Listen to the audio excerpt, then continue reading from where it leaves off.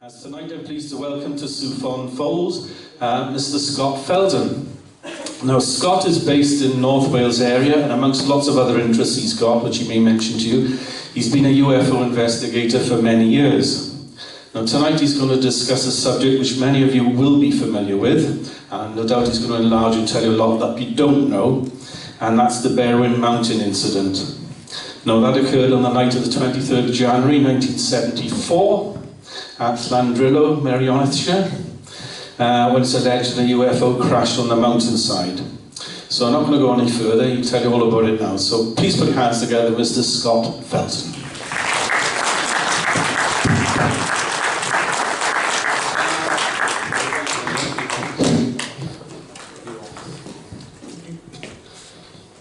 We're staying this up, Bobby. Oh, yeah. No, I'm just... Yeah, that's fine, yeah. Yeah, that's fine, yeah. Okay, everyone. As has just been mentioned, I've got an interest in researching the Berwyn Mountain UFO incident. I've been involved in it since 2003. Of all the subjects within Welsh sightings and Welsh incidents, this is the one I've concentrated on the most. And as a result of investigating it, doing a bit of research, it isn't just a case of the whether there was a UFO on the mountain range that night. So many other things came up in the investigations, hoaxes, the lengths some people went to try and discredit it.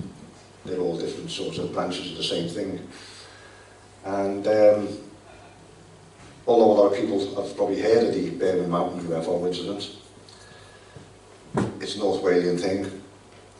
It's difficult trying to convey an image of how the terrain looks, and when we talk about like village place names and things like that, if you're not too familiar with it, it can be quite daunting.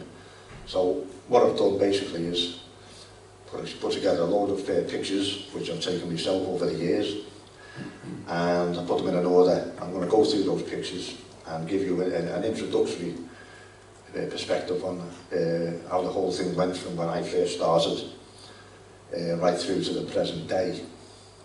And if I get time, I'll even touch on showing a few examples of some of the lengths some people have gone to try and discredit the event.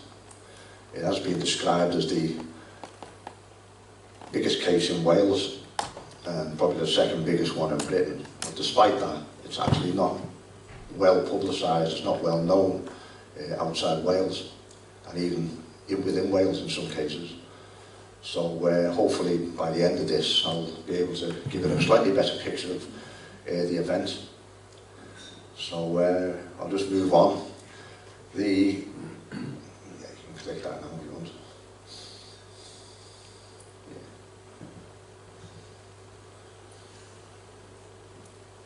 What I'll do here over the next sort of 3 or 4 images, I'll just zoom in. Each image will go for a few seconds. We're in North Wales. Roughly in the middle of the map there is Bala, and we'll be looking at 2 small villages near to the town of Bala. Llandrillo, which is the centre of the UFO event, and also Llandrillo, about 3 miles further away. They all both important locations in this particular event. Just let that went through. There's Bala, the little bit below it to the left there's Bala Lake, Llyntegid. The little 2 bumps there is 2 peaks in the Berwyn Range. The bottom one's Cad Berwyn, the next one up is Cad Bronwyn. 2 peaks in the range there. Both are important, but the UFO incident was on the slopes of Cad Berwyn, that's the bottom peak there. But all the official events that went on that night all surrounded the village, which is actually underneath Cad Bronwyn. But that didn't stop certain people from moving events near the top mountain to the bottom mountain to discredit witnesses. Next one. As you can see there, it's a bit more detail. But all this land here below the word Llandrillo, this is the part of the Berwyn Range that is of interest. And you've got this yellow line coming down there is a main road going over the mountain range. And the little pale bit in the middle is actually quite important. We'll come to that later. Next one.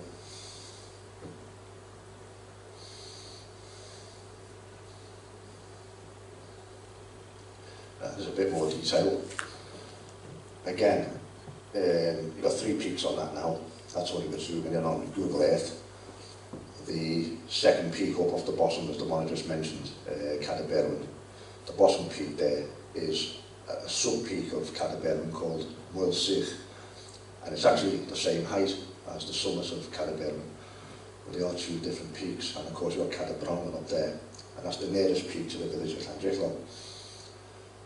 And if you just look at the village of Llandrillo there, you can see a long wood coming from top to bottom there, just below the O and the name of the village there. That becomes quite important in the story. Next one.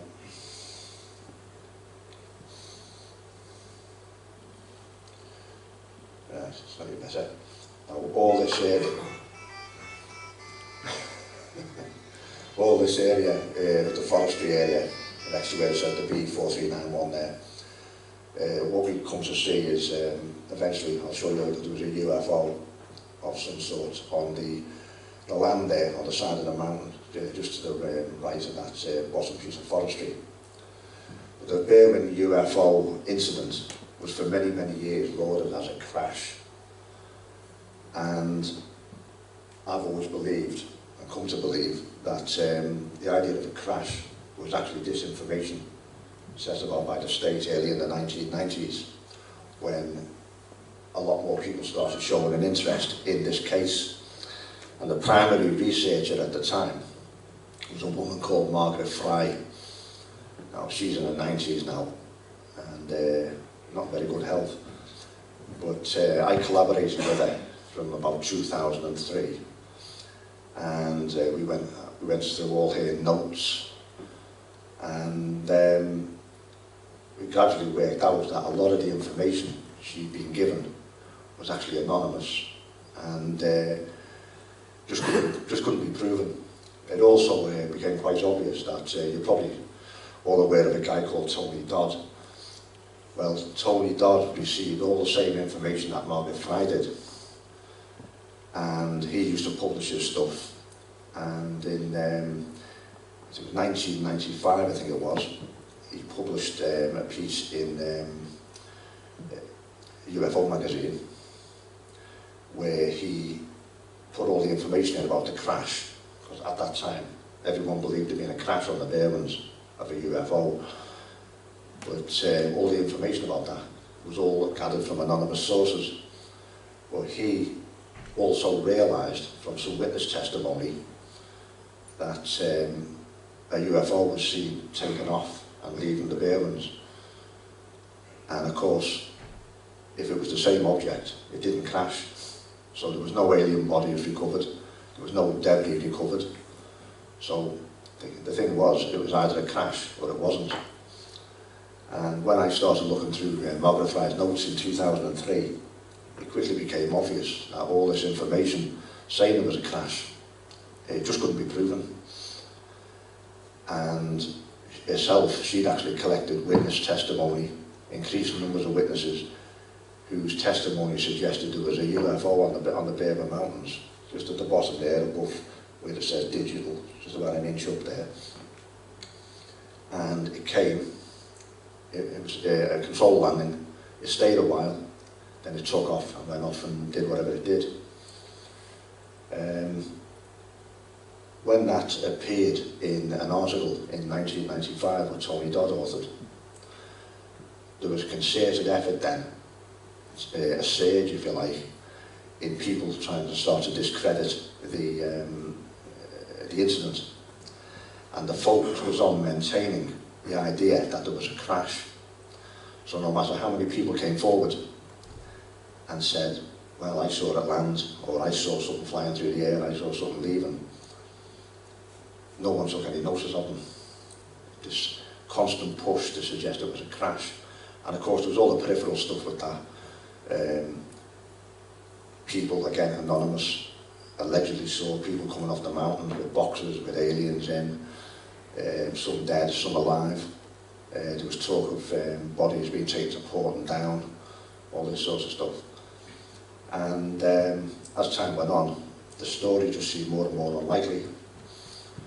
And by 2003, by the end of 2003, just a few months after I got involved, it became pretty obvious to me that there just wasn't any real evidence for a crash. And so I started pushing the idea that there was a landing. And I had to sort of compare with the evidence that was mounting up. And I think in 1995, when Tony Dodd published it, that he thought there was evidence for a controlled landing, someone somewhere decided that just couldn't be the case. It had to be, that idea had to be quashed. Because whilst people were looking and investigating for a crash, if there was an alternative reason, then they were all being led up the garden path to a dead end. And I think that was the plan. And it was constantly coming out that there was a crash. So as I got more and more involved in looking into it myself over the years, I've gradually dismissed the idea of a crash altogether. And I just call it now the UFO, the Berwyn UFO incident. And I don't entertain the idea of a crash at all. There's just no evidence for it. There's not a single shred of evidence that anyone will ever put the name to which says there was a crash. There's lots of people come forward and said things like, I was there, I was on the clean-up and all this.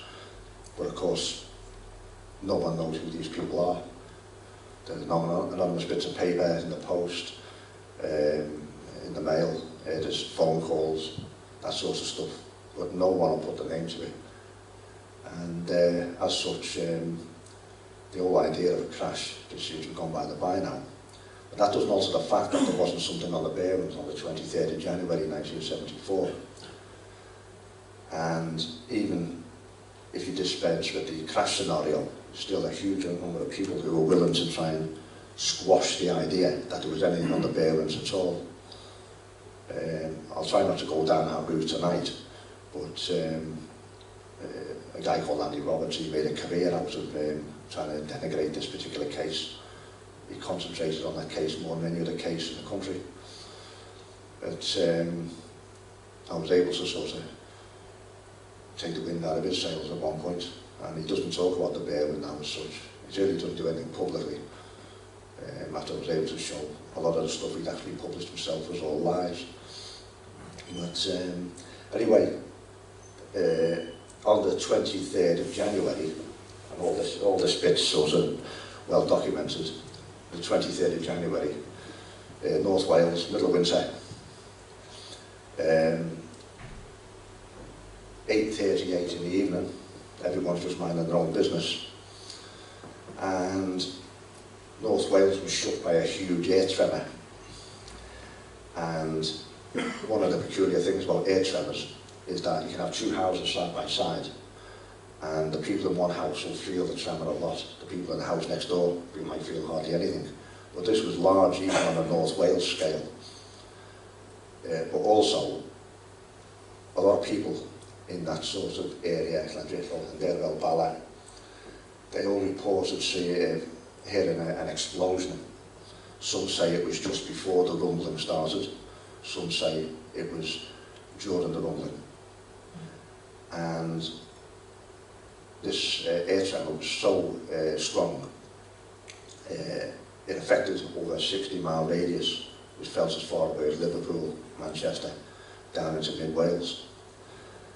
And at the time, the local police constabulary in North Wales, it was called Gwynedd Constabulary, became North Wales Police in April 1974, just a couple of months or so after this event. So it was Gwynedd Constabulary, and their headquarters were in Colwyn Bay, still in Colwyn Bay today. And when this air tremor happened, their switchboard was inundated with people, everything was jammed, and people had come out the houses, and an unfortunate series of coincidences then happened in the village of Llandrillo there. People came out of their houses wondering what was going on, and where you see that bit of woodland coming down there underneath the oak, that's actually on a very steep slope, and it goes over, and the green fields behind, you might be able to just move that on one, you might say a bit more green on the next one. Those fields there, you can't see them from the village, because there's the hill there, so over that rise can't be seen. But when the people came out the houses in the village, they could see lights moving around. They couldn't see the source of the lights, but they could see lights moving around. And they turned out to be the lights of a small group of lads who were using a makeshift lamp, and they were hunting foxes and hares and rabbits on the fields behind. Of course, these people came out the houses, they didn't know that. They'd heard a lot of rumbling, they'd heard some explosion sounds, and they came out and saw lights up there. And a lot of them initially thought that something like a plane had crashed. And there'd been a previous civilian plane crash on the Berwyn in 1968, which killed a pilot and 3 passengers. So they were familiar with this.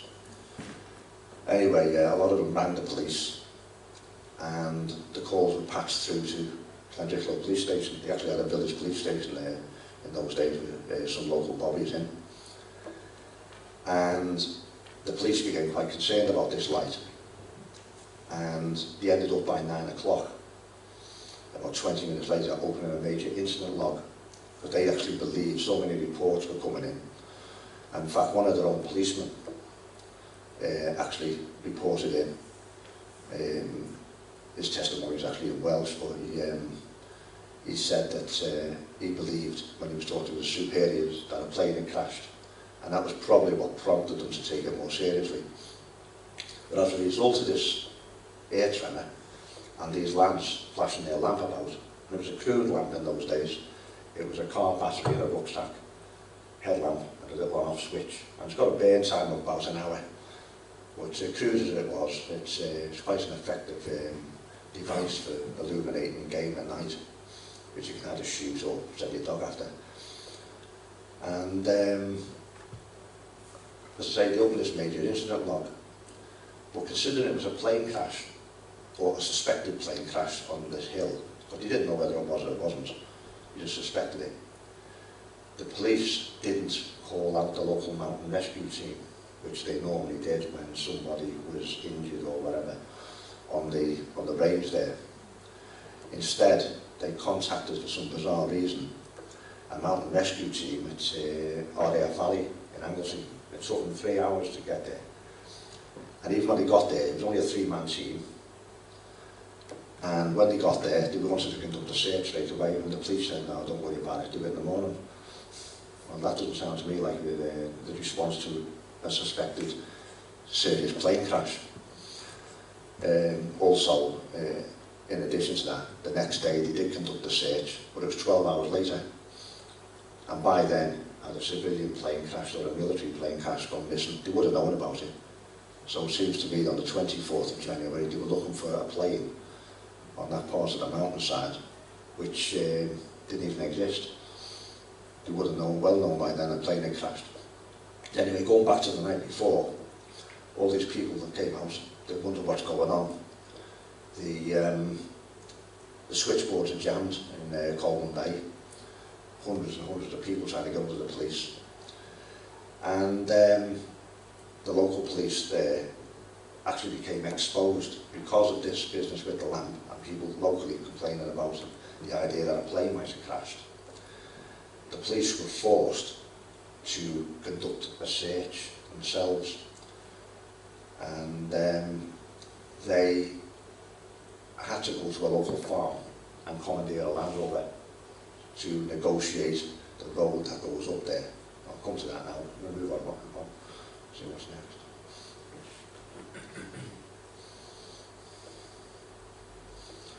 Yeah, now from the village there's a lane coming up this way, and that's the hedge on the lane. There'll be a few more clips, and that's the same woodland today. In 1974, those trees went dead. It was just scrub, but you still couldn't see over the horizon. Next one. And that woodland there is called Kevin Pencletti. Now, that phone box there, it's just a phone box, but it's actually quite a significant part of the story. Because of all the documents I've been able to get off North Wales Police over the years, and each time I do file a Freedom of Information request, I seem to get a little bit more, which basically tells me that when I asked in the first place, they didn't give me all that I asked for. But I keep going back and I keep sending me dribs and drabs. But one of the features of this is just up the road there. There's a little river running there behind the box. Just up the road is the police station. Yet, where that line of houses is there, that's called Berwyn Street. There was a guy living up there, and his name was Brown. And this guy, Brown, walked halfway down the village to this phone box, going to the police records, to ring the police to tell them that he could see a fire on the mountain, somewhere where those trees were. And he's the only guy to say this. And that struck me as strange, because why didn't he just go and knock on the door of the police station 50 yards away, which is just out of view there. And one of the features I found in the police documentation is that hundreds and hundreds of people were documented, yet the police only seem to have kept a handful of records of events that night, of certain witnesses, like this mysterious Mr. Brown. He does exist. He lives in a house called Merlin's. In fact, he changed the name of the house to Merlinos. And one of the features of all the documents that still exist is that every single person who's on it, either the address has been changed or the name's been changed, just altering words to make them look a bit different. And I put that down to the fact that they're just trying to deter people from actually tracking these people down. But I just found it rather bizarre that this guy would ring the police from there when he could have knocked on the door of the police station. But anyway, yeah, if you just move on to another one, please.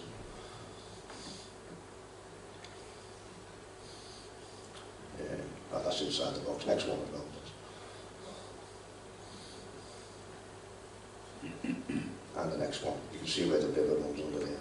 The police station's just up there, past that white house there. That's Berwyn Street. Now this road here goes off the main drive through the village, and then eventually after a mile peters out. This is the village. Yeah, that's great. You work your way up there. You can see that bit of a gap in the trees. The path goes up there, but this is actually a public road. Just out of sight up there, it becomes an off-road track. Now the house there in the trees, that's called Garthy Line. Next one, please. Now the police were forced to go and check out these lights, and they didn't have a vehicle to go up there. And what was significant about it is that the local bobbies who were on duty did not get asked to go up and investigate these lights, even though they knew the territory and the terrain. And every single policeman who drove in a police car up to the yard of this farm and commandeered the Land Rover belonging to the family, the Lloyd family, not one of them was local. And again, that struck me as strange. Why would you waste time investigating an incident of a suspected plane crash by not using the local bodies with the local knowledge? It's almost like he wants to keep the local police out of the picture. Now, at the time, the local residents, locally, local celebrity now because of this, was a guy called Hugh Lloyd. Now, Hugh Lloyd was 14 at the time, and on that night, he was in that house there. That was the family farm at the time. His brother lives there now. He's got a different farm. They were watching TV and were being babysat by a neighbour, an old guy called Enoch Davis. And he liked to babysit them because they had a TV and he didn't. And just after 9 o'clock, the police come knocking on the door, asking for to borrow a vehicle that would get them up onto those fields. And it turned out that the Lloyd family owned those fields above the trees we just been looking at before. So he, Hugh Lloyd, his parents were out, he offered to drive the police up. But he couldn't drive on the public road. So the neighbour this Enoch Davis, this old guy, he drove them along the public part of the road. Maybe just move on again. And where it becomes a proper track, off-road track, Hugh Lloyd then took over the driving. That's the Garthian farm looking from the hill above. Move on again. The lane just runs in front of that building there. Right, now this is the lane coming up from the village. Now this is about a mile from where you saw that road sign. This little house here, there's two houses here, one here and one here if you like. That one's called Llandrillo, and the next one's called Llandrillo. Now, next frame please.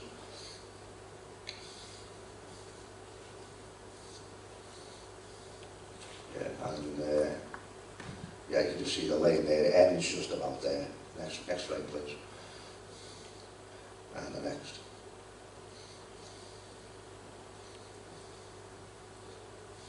Right.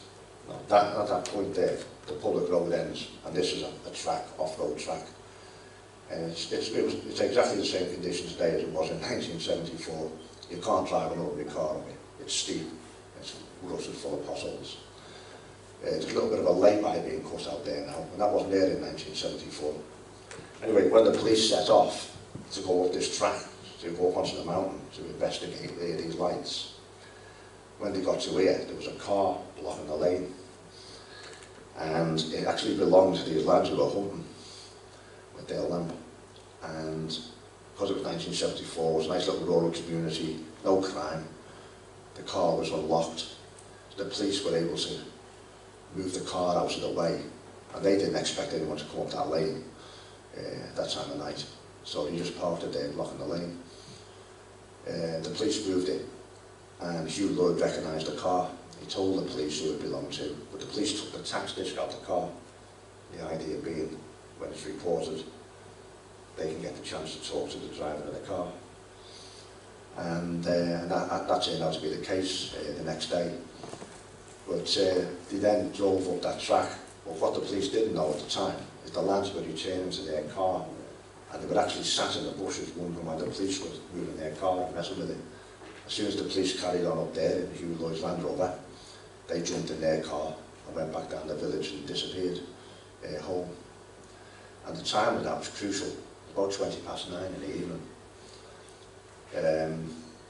When the UFO was eventually discovered by the first member of the public, a woman called Pat Evans, who we'll come to later. It was actually 3 miles from this point. She saw it at 10 o'clock, yet certain people tried to claim that what she actually saw was this poacher's lamp, but they'd already left the mountain. The lamp was dead by 9 o'clock, and they were actually in their own car and disappeared by 9:20. So when she saw the light on the mountain, it couldn't possibly have been theirs. And that didn't stop certain people claiming it was. Next frame, please.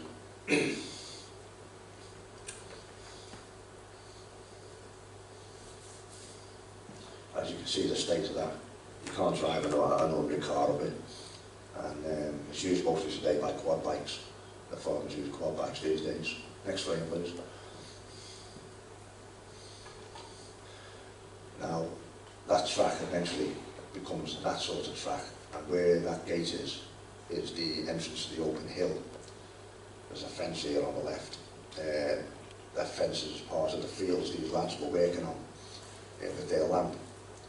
And Hugh Lloyd took them to this gate with the police in the back of the car, and he did a rough circle in that direction and came back to the gate looking for this the source of this light. But of course they never found it. However, when they were facing that way, and it would have been about 5 to 10 o'clock, they saw in the distance a big white light. It sort of grew in intensity and then shrank in about the time of about 10 seconds. One of the policemen apparently exclaimed, "There it is," thinking maybe it had something to do with this plane they were looking for. But once it went dark, that was it. And it was actually, the light was actually about 3 miles out of frame there to the right. Also, this Pat Evans who I mentioned, when she was on the road looking this way at the flying saucer, if you like, the UFO, call it what you will, she noticed these headlamps of the Lloyd Land Rover at 10 o'clock, and that fitted in with them returning back to this gate. Next frame, please.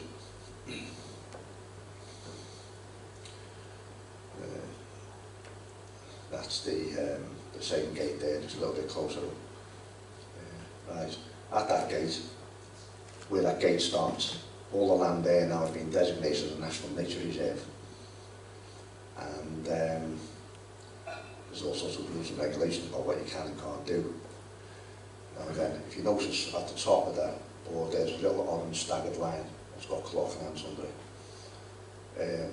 That's where it meets the yellow line there. That's where that field gate is on the previous frame. So all this is rough mountain, and it's rising up and up and up to the summits of Berwyn there, Berwyn and Wilsich. But where my finger's pointing there, that is roughly the area where this UFO was. There's about 3 mile difference there between those 2 points. Despite that, people who were involved in trying to discredit this took all that happened on the top part of the range and moved it to the bottom part of the range just so they could try and discredit this woman who saw what she saw on the hillside when she was on the road, just where my bottom of my finger is there. Next picture, please.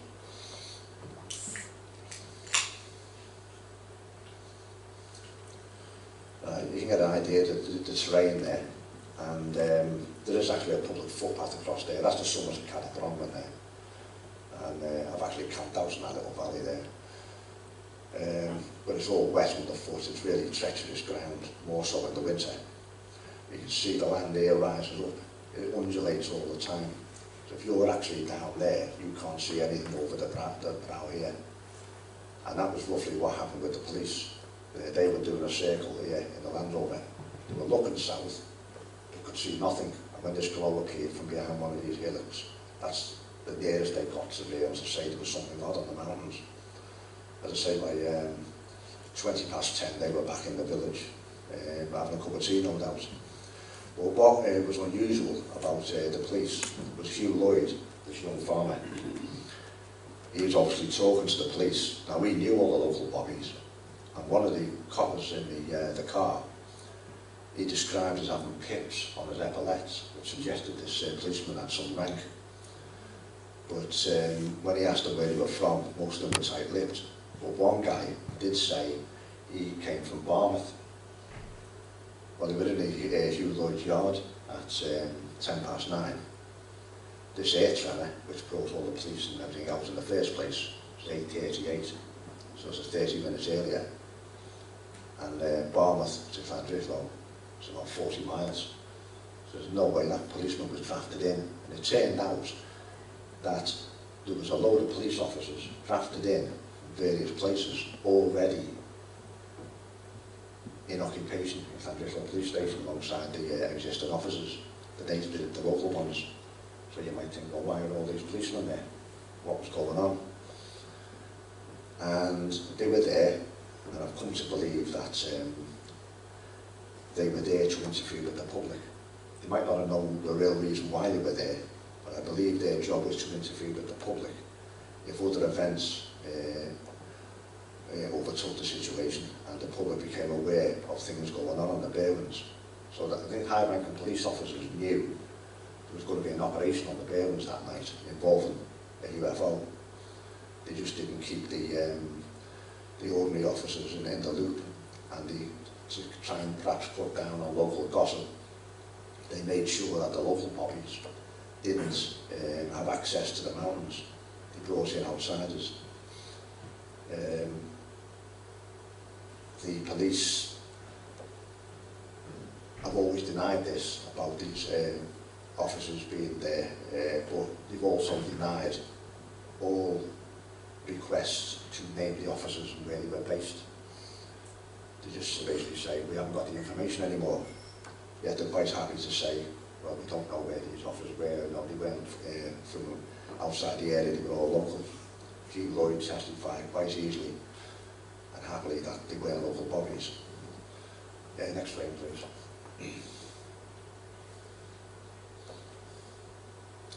Now this is one of the fields. You can see the tops of the trees here. Llandrillo village is down in the gap there. So as you can see, if someone's flashing a lamp around here, the beam will go over the trees to rise the hill. The people down there can't see where these light beams come from. You can just see the beam and nothing else. Next one, please.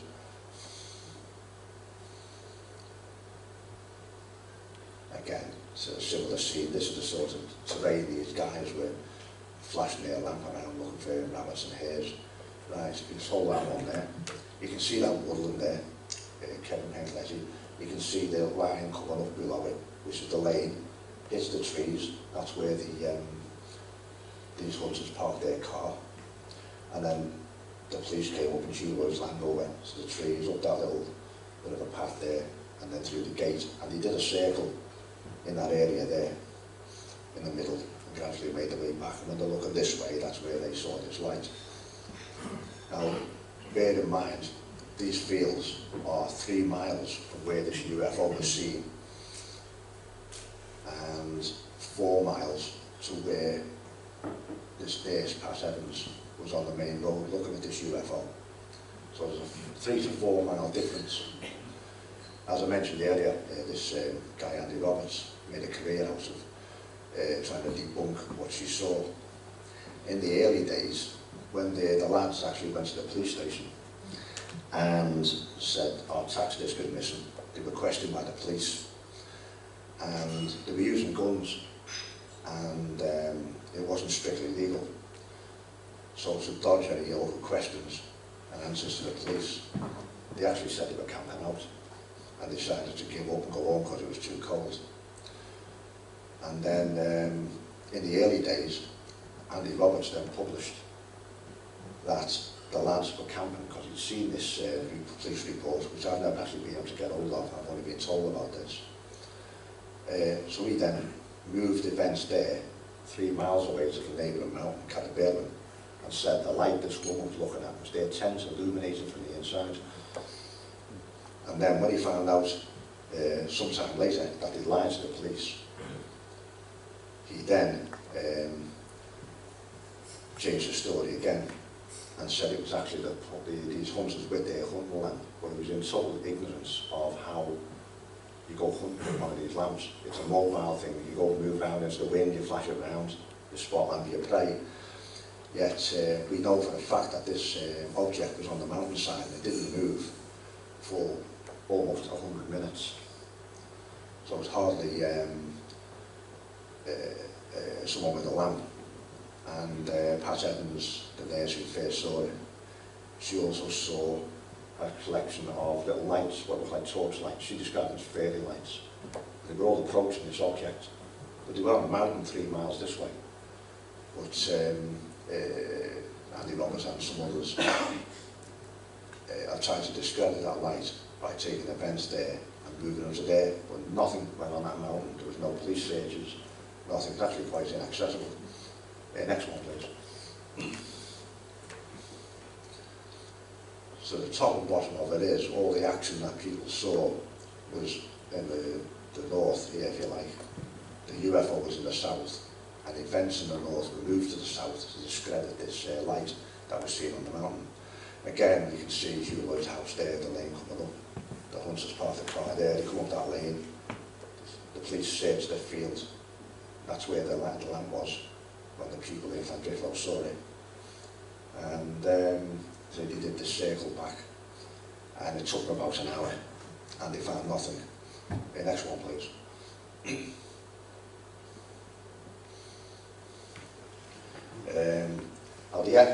The thing about this village of Llandrillo is, as that sign suggests, it's 8 miles from Bala, which is the nearest big town. There's a smaller town there, Corwin, but Bala's a bit bigger. And the epicentre of this air tremor was supposed to be 5,000 metres below the town of Bala. I've done a bit of stuff with Richard Hall, and he did a documentary on this, which I was in a few years ago. And he consulted some seismologists and gave them the data. And in fact, it turned out, according to his sources, when it was looked at, that the epicentre of this air tremor wasn't 5,000 metres below ground, it was 5,000 metres above it, which might suggest that the British Geological Survey, we've got a whole database on this event, which they guard jealously, deliberately fabricated the details of this air tremor, because it would take some explaining why there was an air tremor caused perhaps by some sort of sonic boom in the atmosphere. It's 1974, there weren't many things around then that could do that. The next frame, please. Again, that's the entrance to the village, and you can see that it's all trees now. There was no trees in those days. At the far left there, you can see the fields behind. Now, when all these phone calls were going into the police from our 8:45, the whole of the affected area brought people out. Some people were out talking, some people were ringing the police. It's all speculating. In the village of Llandrillo, which is 3 miles towards Bala from Llandrillo, there's a woman there called Pat Evans. She was always accredited with being the first person to see this UFO on the mountainside. And like so many other people, she was aware of this air tremor and an explosion sound, and she actually thought a plane had crashed somewhere on the Berwyns. She didn't know where, of course. Anyway, she tried to ring the police. Well, her motive for ringing the police wasn't out of curiosity or panic. She was the district nurse, and the 2 daughters also had some medical training. They were teenagers as well. They all went to school with Hugh Lloyd in Bala. And they were Red Cross type people, so they had some basic knowledge of first aid. So she rang the police and couldn't get through because the phone lines were jammed, but she kept trying. And she got through about 9:30. That's how bad the phone lines were. And she explained to the police who she was. She got through to Colwyn Bay, the headquarters. She explained who she was, and she offered her medical assistance, because she said there was, she thought there'd been a problem, maybe a plane crash. And the North Wales police actually agreed with her. They said, we believe there's a plane crash. Now you'd think if she offered her medical expertise, that they guided her to where the suspected plane crash was, but they didn't. They just said to the woman, oh yeah, thank you very much, go and see what you can see, which was very, very strange. Also, when they spoke to her, the police were already up on the mountain conducting a search, so they knew full well where they thought a plane had crashed. Yet at no time whatsoever did the police guide this Mrs. Evans to where this suspected plane crash was. They just said, yeah, thanks very much for your offer.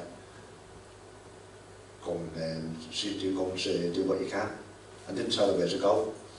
So of her own volition, she came up this mountain road, to be 4391, and where that marker is there, where the red dot is, where she reached that point, she's looking across the hills here, and it's reasonably flat there where the main point is, and viewpoint, and then it starts to climb up dramatically then. About a mile away, maybe a mile and a quarter across the black terrain, she could see this huge object glowing on the side of the mountain. Now there's all sorts of stuff on the internet about it was the size of the Albert Hall and all that. That's stuff that's just been added by exciting people or disinfo agents. It was a huge glow, about the size of a typical semi-detached house type thing. But in the dark, she had no idea how far away this was. So it could have been a smallish object a long way away or a big object quite close to her. But she moved from the red dot along the road there. Now that road at that point is 2/3 of a mile long and it's flat. So it climbs up to the red dot, goes flat, and then it starts coming down. Now, one of the other attacks on her was she stopped at that where that marker is, and she's looking, and she spends about 10 minutes looking at this object glowing on the side of the mountain. And then she drove down to roughly where the blue dot is, turned round, went back, stopped in roughly the same place, looked for another few minutes, decided there was nothing she could do, and then she made her way home. She could see this, she didn't know what it was, but this is what she saw. She saw this big glowing object on the side of the mountain, and she saw all these little torch lights going towards it, possibly as many as 20.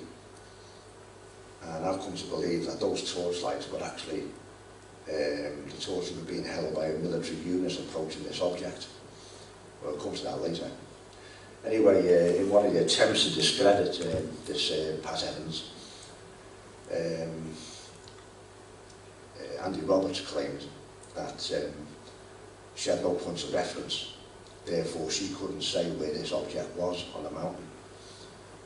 Well, you only have to drive up that road from the Valor direction to where that red dot is. As soon as you reach that red dot, in daylight at least, you can see this imaginary line, if you like, going up to the peak of Berwyn, and this other imaginary line going up to the peak of Wilsir, and it gives you this corridor.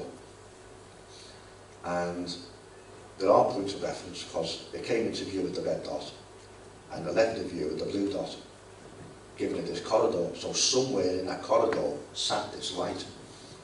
Yet efforts were made to try and say she had no idea what she was looking at. And of course, attempts were made to say she was looking at a hunter's lamp, she was looking at an illuminated tent and all sorts of stuff. Anything but the truth. But she was looking at some sort of object. There's nothing she could do about it, so she made her way home. And that was at about 10 past 10. Very soon after, within a couple of days, she heard through other people talking that this UFO, you can call it a UFO, took off about 10 minutes after she was there. So if you just stayed 10 minutes longer, she might have seen something quite spectacular. And she mentioned that for some years. She was sort of quite upset about that she didn't get to see it. But when it took off, it went in this direction, and just out of the frame down, there was a little village called Llandrillo. And there were several witnesses there that Margaret Fry found, all independently of each other, saw this object fly over their village. So we know it took off, and we know it went that direction. And after a few more miles, less than 10 miles, it's over the border into England. There's no idea where it went there. Next frame, please. But this corridor here becomes quite important later on in the story. There's a big close-up of where she was. Now, this little squiggly bit below the blue dot, it's not there now, it's been filled in. But that there is what's known, you might see it if you look this up online, it's known as the hidden car park. And it's about 100 yards from the road to the white bit, and it's surrounded by a bank. I think you just make out that bank around it. So any vehicles parked inside there, where the bank is, can't actually be seen from the main road. Yet that didn't stop a claim coming in at some point in the 90s that unknown witnesses were driving along this main road and saw army vehicles inside there and 4 men coming off the mountain, each carrying, the 2 of them carrying a box each, one at each end, and load them onto trucks. In order to see that, you'd have to drive in. It's about 100 yards from the road to that. You'd have to drive along there to physically look inside there. Can't be seen from the road. Yet, unknown witnesses going past and added their information to the story to confuse matters, claimed that these guys were bringing boxes off the mountains, presumably with dead bodies in them. And that's, I think, partly where the story went, that bodies were recovered and sent to Portland down. Well, I'm pretty certain myself, after looking into this all these years, that if there was some biomaterial on the side of that mountain, it certainly wouldn't be going in a lorry. It'd be whisked away in a helicopter to preserve it, or get it wherever it's going as fast as possible. But that's another story. Next frame, please. Now, I established that Pat Evans had this corridor which totally destroyed any argument against her that she had no points of reference in the night, therefore she couldn't actually say where this object was with any accuracy. And that was just to undermine her. But about 4 miles away, on an elevated position above the village of Llandrillo, where Pat Evans actually lived, is this house here. It's called Garthgoch. And in 1974, there was a guy living there, a young man there, and his wife. He had a couple of small kids. His name was Mike Saville. And I met Mike Saville eventually, but he contacted Margaret Fry in the 90s and left his details, and he gave her a statement over the phone that he'd seen this huge luminous object on the Berwyns on the same night. And she took his details and wrote down what he had to say. And I eventually helped to track him down because he moved away. We tracked him down to his mother, who was living in Bournemouth at the time. And he was quite happy to come back up to North Wales and have a meet up. He appeared actually in Richard Hull's documentary. He came up especially for that as well. But when he came out of his house at 20 to 9, when all the ground was shaking, you can see his house. The entrance to his house is actually where the top of that yellow line is. And this building below the yellow line is an outbuilding. And with this shed here as well, his yard is sort of like a rectangle. And on the wall of that building, conveniently, there's a little step. And he actually stood on that step to get a view this way across the Berwyns. And he was looking at this object, and what he saw was a large round object, and it seemed to be just floating in the sky, and it stayed there, and it never moved. And that was at 20 to 9. His wife saw it, he saw it, and what he did, he went to the neighbouring farm behind that way. It was called Caipant. There's a family there called the Pritchards.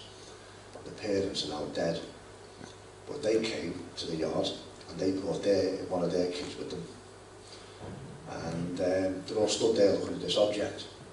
And about 10 past 9, it starts to slowly descend like a setting sun, if you like. But this is bright white light, pitch black, and they had no idea what they were looking at. And it came down very slowly, and then started what they thought it was sinking into the ground. And this is a distance of about 4 miles. I eventually established why they thought it was sinking into the ground. It actually sank behind a hill that was already there, but they couldn't see it in the dark. And it went onto the ground lower than that. Next frame, please. But because of his elevated position, you see it a bit more there, I was able to use Google Earth, as you can see. And we visited his yard there, and I looked at it, and I took sightlines and whatever, and drew a line across the map. And he was able to say that that light in the sky was exactly there. So we had good evidence there about this light, where it was.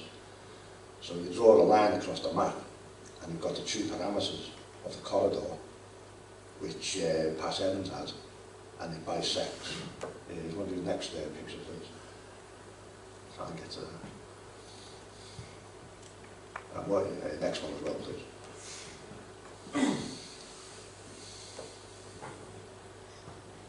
Yeah, let's get there. What you've got is undeniable straight line. Somewhere on that line is where this bright light was. There's no escaping that fact. And then you couple that with what the Pat Evans could see that way, and somewhere on that yellow line, where it crossed her viewpoint, that UFO must have been. So there was no way anyone could say she couldn't know where it was, whether it was there, or there. It had to have been there. That was totally inescapable. Next one, please.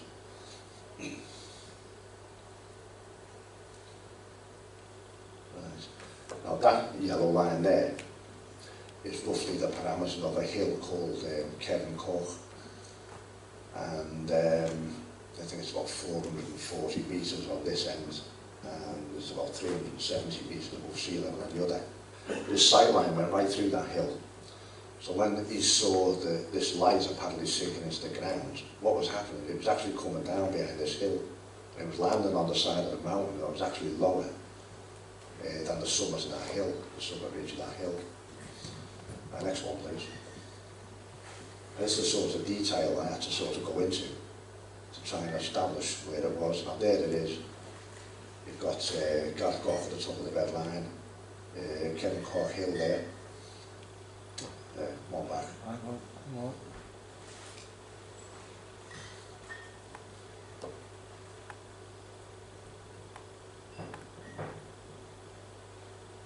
That's it.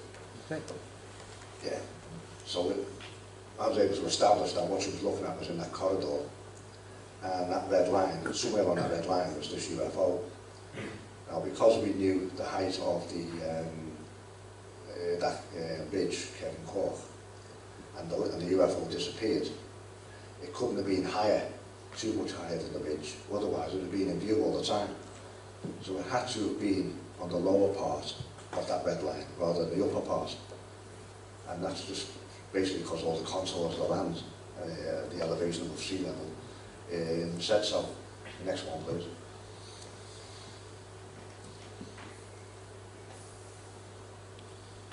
And that's basically just a sketch of my map.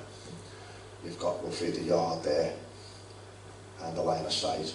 So where A is there, at the bottom of the picture. You've got the straight line out, and then you've got the 2 parameters of Kevin Cork. So we knew that this object disappeared somewhere behind that. And then all we had to do was find the area of land inside that corridor that was lower than that peak. And that really shrunk the size of the mountain down where this UFO could have been. Next one, please.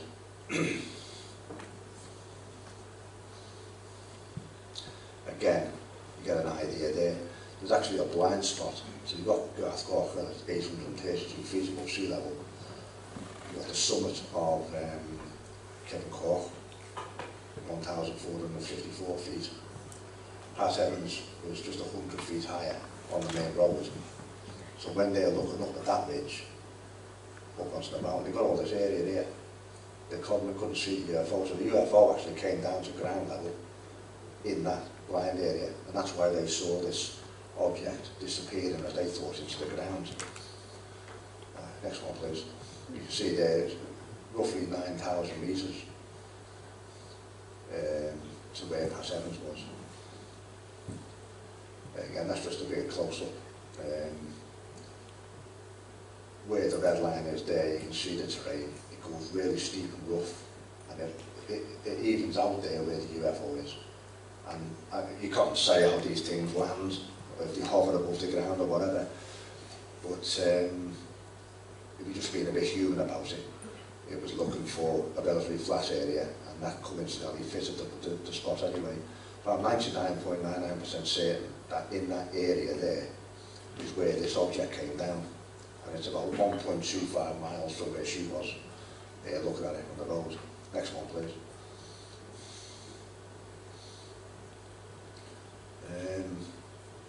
Now, with this,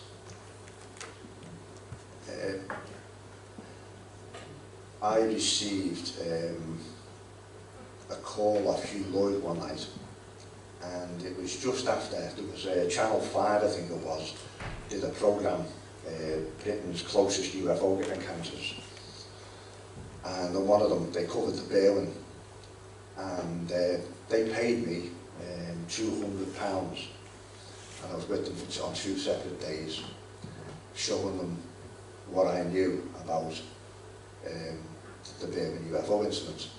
And my information never appeared in the programme. The guy who was the director of the small film crew, a guy called Ian Leveson, I took him up Berwyn Mountain where the police conducted their search, and he obviously was working to a script. And when I was up there, I was pointing things out, and he got quite agitated because he could see that what I was pointing out to him wasn't what was in the script, and he was saying, well no, I thought it was over there. he'd already been primed.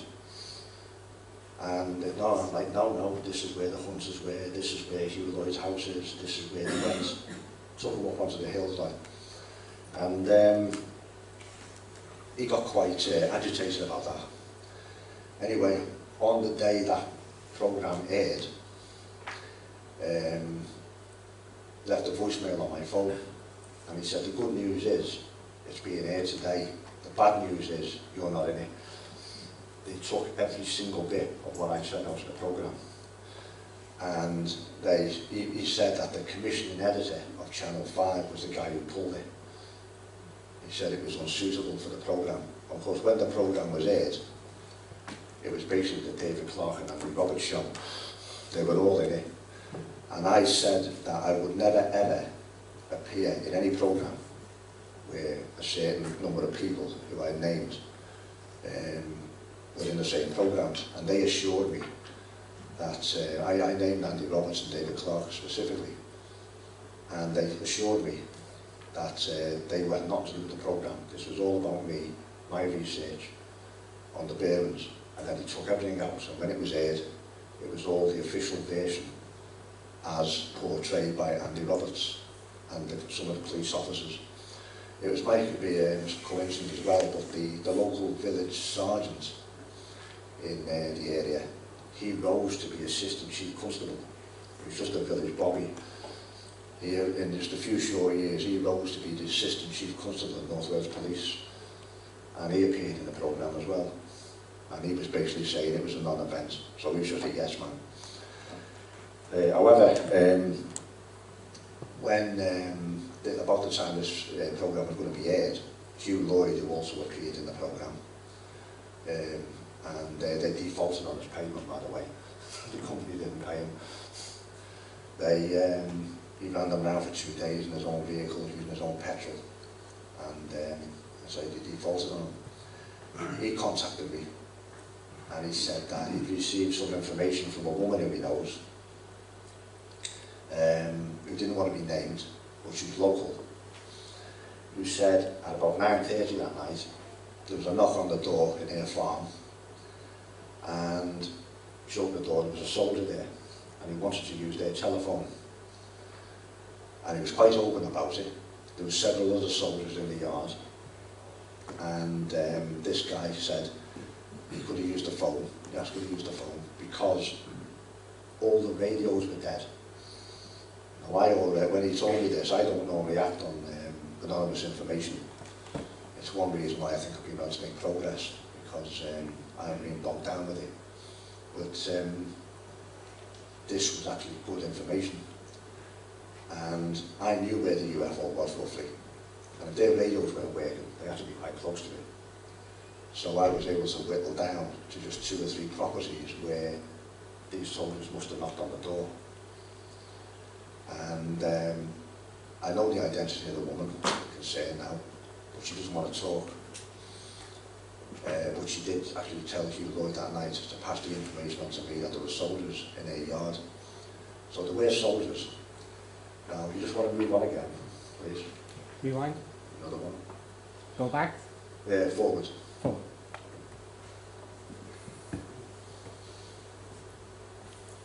Yeah, right. That track up there now, in front of the trees that's still standing, they were just felled a few years ago. It's a 20-minute walk from the bottom of there. Depends how fast you walk, of course. Someone fit like a soldier, for instance, can do that walk. I've done it in sort of less than 30 minutes. Up that track, and where it disappears in the trees, there's the open hillside, and that's where on the previous picture it goes out to where the UFO was. And I believe that for whatever reason, these guys had to come back down and use a phone because they couldn't contact anyone, because whatever was going on up there, it wasn't just one radio out. Every radio they had was knocked out. It just wouldn't work. So he made a phone call to somebody, and then he went back up. And that was 9:30. Half an hour walk, 20-minute walk up there would put them there at 10 o'clock, and Pat Evans is on the road looking at this light with all these torches going towards it. that fits in just nicely, but the information was given anonymously, although I have identified the woman who passed on the information. Next one, please.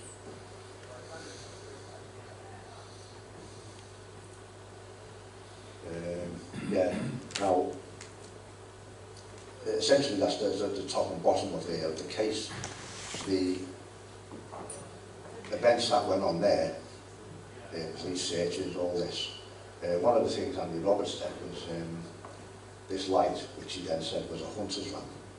He didn't just get it wrong, he actually lied in his write-up, which he passes off as the official version of events. He actually said that those torchlights was a foot search carried out by the police. Yet they were on a mountain 3 miles away from where they were there. That was one of the things he said, and it was just a total fabrication. But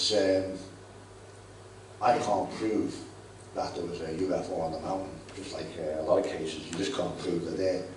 You can only surmise because of the evidence that surrounds it.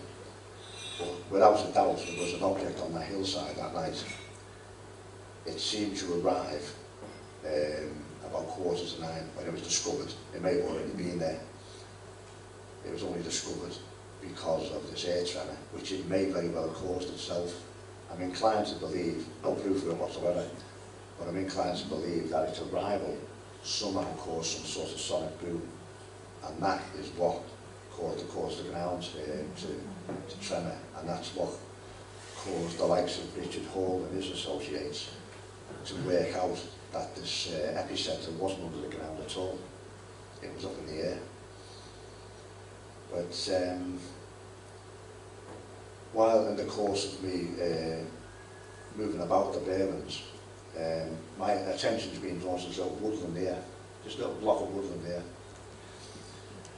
And people have said to me, has that piece of woodland there been planted to cover something up? It's just out in the middle of nowhere, it doesn't make sense. Even the local farmers have asked, they said, well, it's always been there, but we don't know why it was there. And sometimes you do get little blocks of woodland like this planted to test how well the trees grow in a particular area before they actually forest it altogether. But again, it was put to me, was that little bit of woodland perhaps being put there to hide something to do with the 1974 event. But I went there and I found some of the trees that had been felled, and a little bit of dendrochronology, counting the tree rings. I found one of the trees was actually 75 years old, and they were all the same age, so they were planted a long time before the Berwyn incident. But again, who knows, there's been a lot of activity on these mountains for years, and for all I know, there could have been something there in the past that had been planted on it. Again, in the documentary with Richard Hall, we found a piece of woodland which was managed by Till Hill Forestry, and it looked like it had been planted to hide some activity on the surface. It's just, I know a little bit about trees, and the forestry program for this particular wood, it just didn't fit in with the stripe of wood. They hadn't thinned anything out. Trees had just been left to grow wild, and in a commercial forest, that's all a bit odd. I actually approached Till Hill Forestry and asked them about the age of the wood, and I think they did a bit of a Google on my name, and they wouldn't answer the question then, and he asked me, what do you want to know for?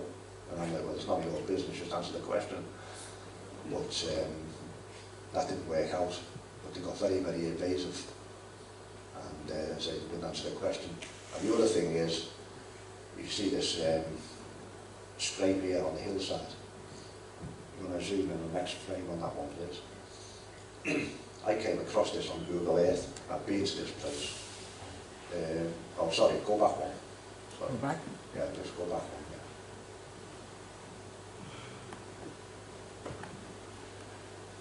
yeah. You've all heard of Jenny Randall's. Anyone here not heard of Jenny Randall's? Yeah. Now, in the yeah,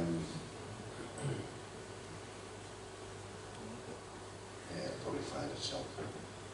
Stop on after that. Jenny Randalls, as you know, is a bit of a name in the world of ufology, and she's written lots of books and all this over the years. But she caused a bit of a problem I think it was in the 80s, because she's always had an interest in stone circles and ancient monuments, and that was some sort of UFO connection. And she refused to accept the testimony of Pat Evans. And I don't know how she managed to come to the conclusion, but she insisted that because the police were there, and because the RAF Search and Mountain Rescue team were there on the night, and because they searched the next day, because all the scientists who came, Ron Madison and that from Keele University, all these seismologists and geologists who all turned up over the following days, they all concentrated in this area. And that itself brought focus to this area and took the pressure off where this UFO was. But she wouldn't accept Pat Evans' testimony, and she insisted that what she saw was there for no other reason than all the activity was there. Now up there is a stone circle, well known in that area, in World Sealaka, stone circle. And she went there with a Geiger counter messing about, and amongst other things she claimed she had some anomalous readings inside the ring of stones, and virtually nothing outside. And that was essentially it. She made this claim. She didn't even take any soil samples from within, she didn't take any soil samples from without. She just relied on this blip on her Geiger counter. And at some point in the exercise, the Daily Express at the time got all this information, because they were trying to create some fake news, you call it now, about a cancer cluster in local kids. And there was no cancer cluster, they just invented it. But originally they were trying to blame the Trowers of the nuclear power station, which is about 30 miles from there. And when she sort of mentioned this UFO and that, they latched onto that. And then part of the story was that this UFO could have caused this cancer cluster, and the press made a dog's dinner of it all. I don't think she intended to do that, but her actions actually led to that. And for that reason alone, this little stone circle, do the next frame please, I'll see you in another bit now. Yeah, this little stone circle, you see, it's actually quite a large circle, that's just the height of this. It's also got a bit more fame than it was meant to do. Next frame please. There's some strange guy there, standing in a stone circle. And you can get the view down there into the Dee Valley there, Llandrillo down there, and you can see behind my shoulder there to the left, there are those fields behind the hill, and the trees going down there, the villages down there. It's, next frame please. Now there's another part of this story as well. There's a little house there, just south of that junction, and it's called T-Nant. Now, one of the debunking exercises that took place against this was on the 12th of February 1982. There was a plane crash on the Berwyns, and the lone pilot in this plane was killed in the crash.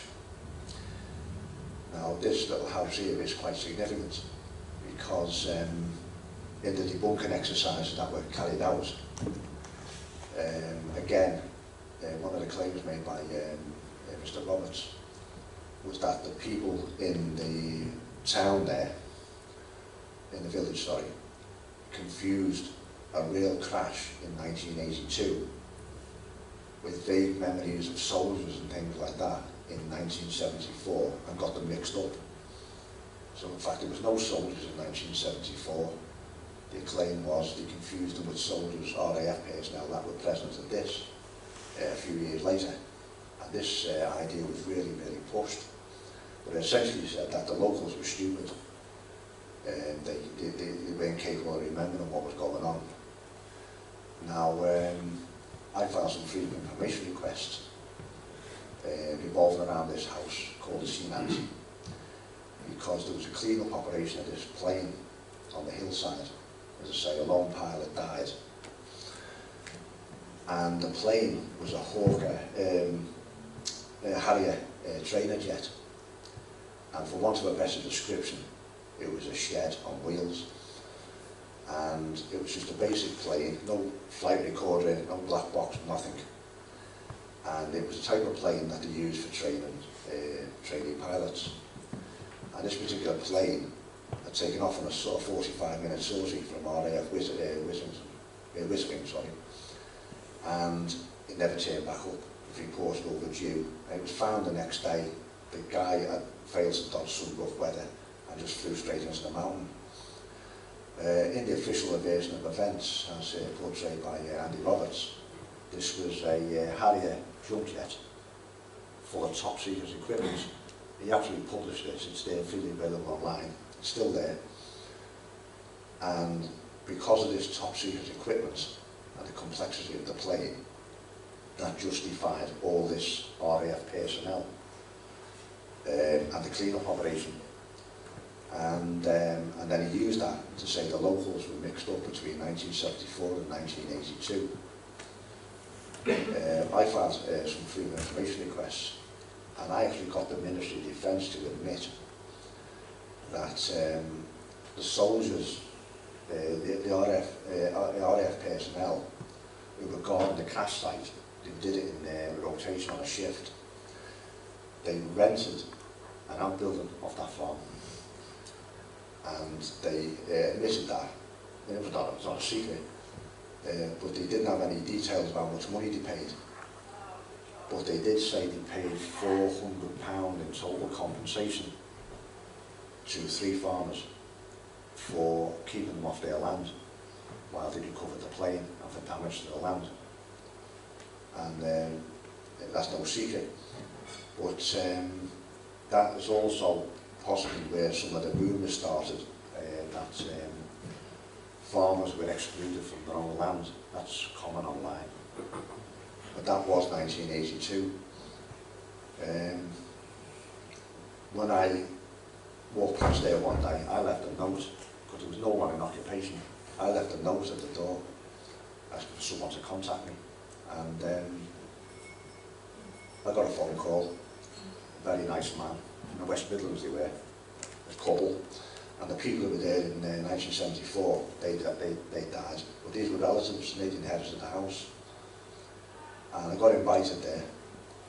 And on the wall of the house was a big framed picture of an RAF helicopter, painted, hand-painted. And it was given to the family as a thank you for helping them out. And they had a shed there. If you do the next frame, please. It might be on this one.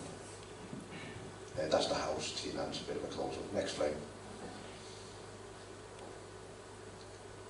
Yeah, that little outbuilding there. These RAF personnel were billeted in there. And money was paid for their use, but the Ministry of Defence didn't have the details of that. They just had the compensation details of the farmers. And the RAF were so grateful. And what they were doing, they were coming backwards and forwards from there up to the site in shifts until they actually recovered the body, and they recovered the plane then. Bit by bit, helicopter come and carry the bits off. And the RAF were very grateful. They gave the family this frame painting, which is still on the wall. And they showed me this painting, and they were really appreciative of it. Next one, please. So steps were taken to deliberately confuse this genuine military crash in 1982 to discredit the locals, claiming what they saw in 1974. Going back to what I saw before, you see how little squiggly line at the top there. This is something else that I came across, which was odd. Yeah, that's the one. If you do the next frame, it might come up bigger, I think.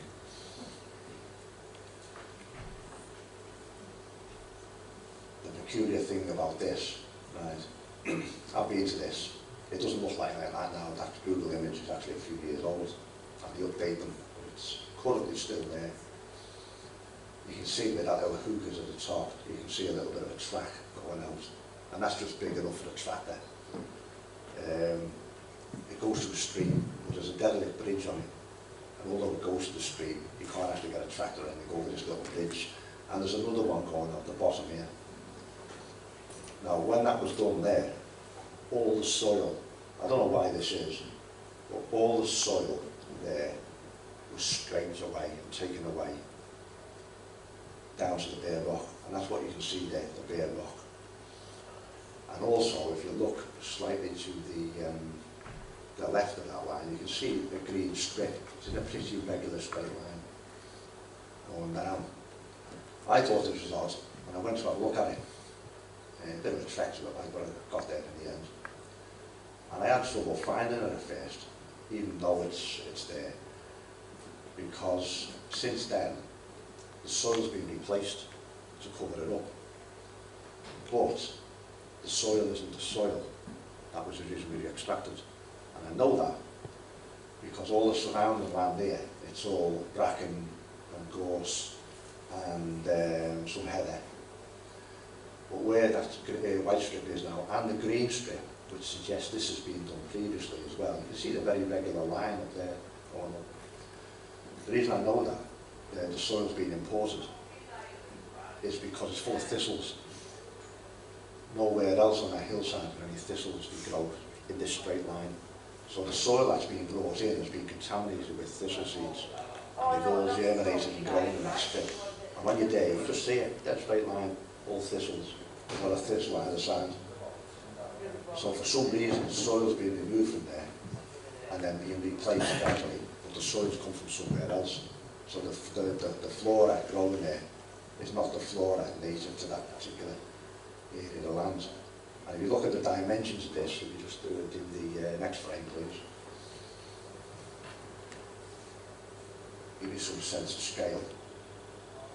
That's how long it is. 1,414 feet. And the next frame shows you how wide the white bit is. 50 feet across. But if you look to the left of it, you can see where there's another straight line. So this has been cleared before. I think when I discovered this white line, in fact, the soil, when this Google Earth image was taken, the soil was actually being replaced that way. And by the time I got this image, when I saw this white, but when I actually went there, all that's gone. So that actual green strip is the width now, including the white line. But I'm not being able to determine at all what's gone on. But no heavy machinery could get up there. So I don't know where the soil's gone or how it was removed. But I do know that the soil's been replaced by soil from somewhere else. So someone, for some reason, found the need to remove that soil. I don't know whether that's going to do with any UFO connection and all this funny stuff that's been going on the Berwyns, but it is really odd. Next one, please.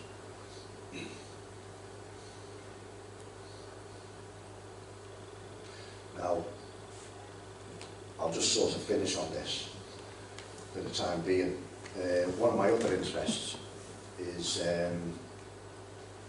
analysing what people write and how they write stuff. Now, this is an attack on Andy Roberts, but in a way, so it might be. But this guy here, he wrote an entire tome rubbishing the Berwyn case and offered excuse after excuse. All the stuff's in it about the hunters' lamps and everything. And if you read the lot, it's all available online.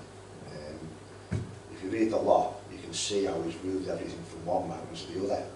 It's just totally disingenuous. And when I first got mixed up in the Berwyn case in 2003, I was green, wet behind the ears, and I started posting stuff online, and I was immediately attacked by this guy. And I wasn't just attacked in the sense that, oh, you're talking rubbish, Scott. There was venom in it. He was really, sort of malicious. And it was almost like someone going for the jugular. Let's put this guy down straight away like that. And he's done it to virtually everyone who asks questions. I've seen other people post questions about this case, and he was in there, bang, really hitting them. But one of the things that got me suspicious about Andy Roberts is that he seems to be a bit of a guy who seems to think he's probably better than everybody else. And one of the things he used to do was boast openly about the attention to detail he paid. And he also made claims he was had military training as well, but I don't know about that. But you're going about attention to detail. So when I read this all originally, because of my interest in the countryside and I trained in gamekeeping, I did a lot of shooting in the past and all sorts of stuff involving wildlife and all that. But when I read this, I knew it couldn't possibly be true. Even before I saw anything, I knew it was all wrong. And I thought, well, why is this guy saying he's got all this attention to detail and he's made some mistakes? And one of my other interests is actually analysing how people put stuff together. I don't believe that Andy Roberts ever authored this. I don't believe it at all. I believe some really professional person put this together. And he's the front man. He's put his name to it.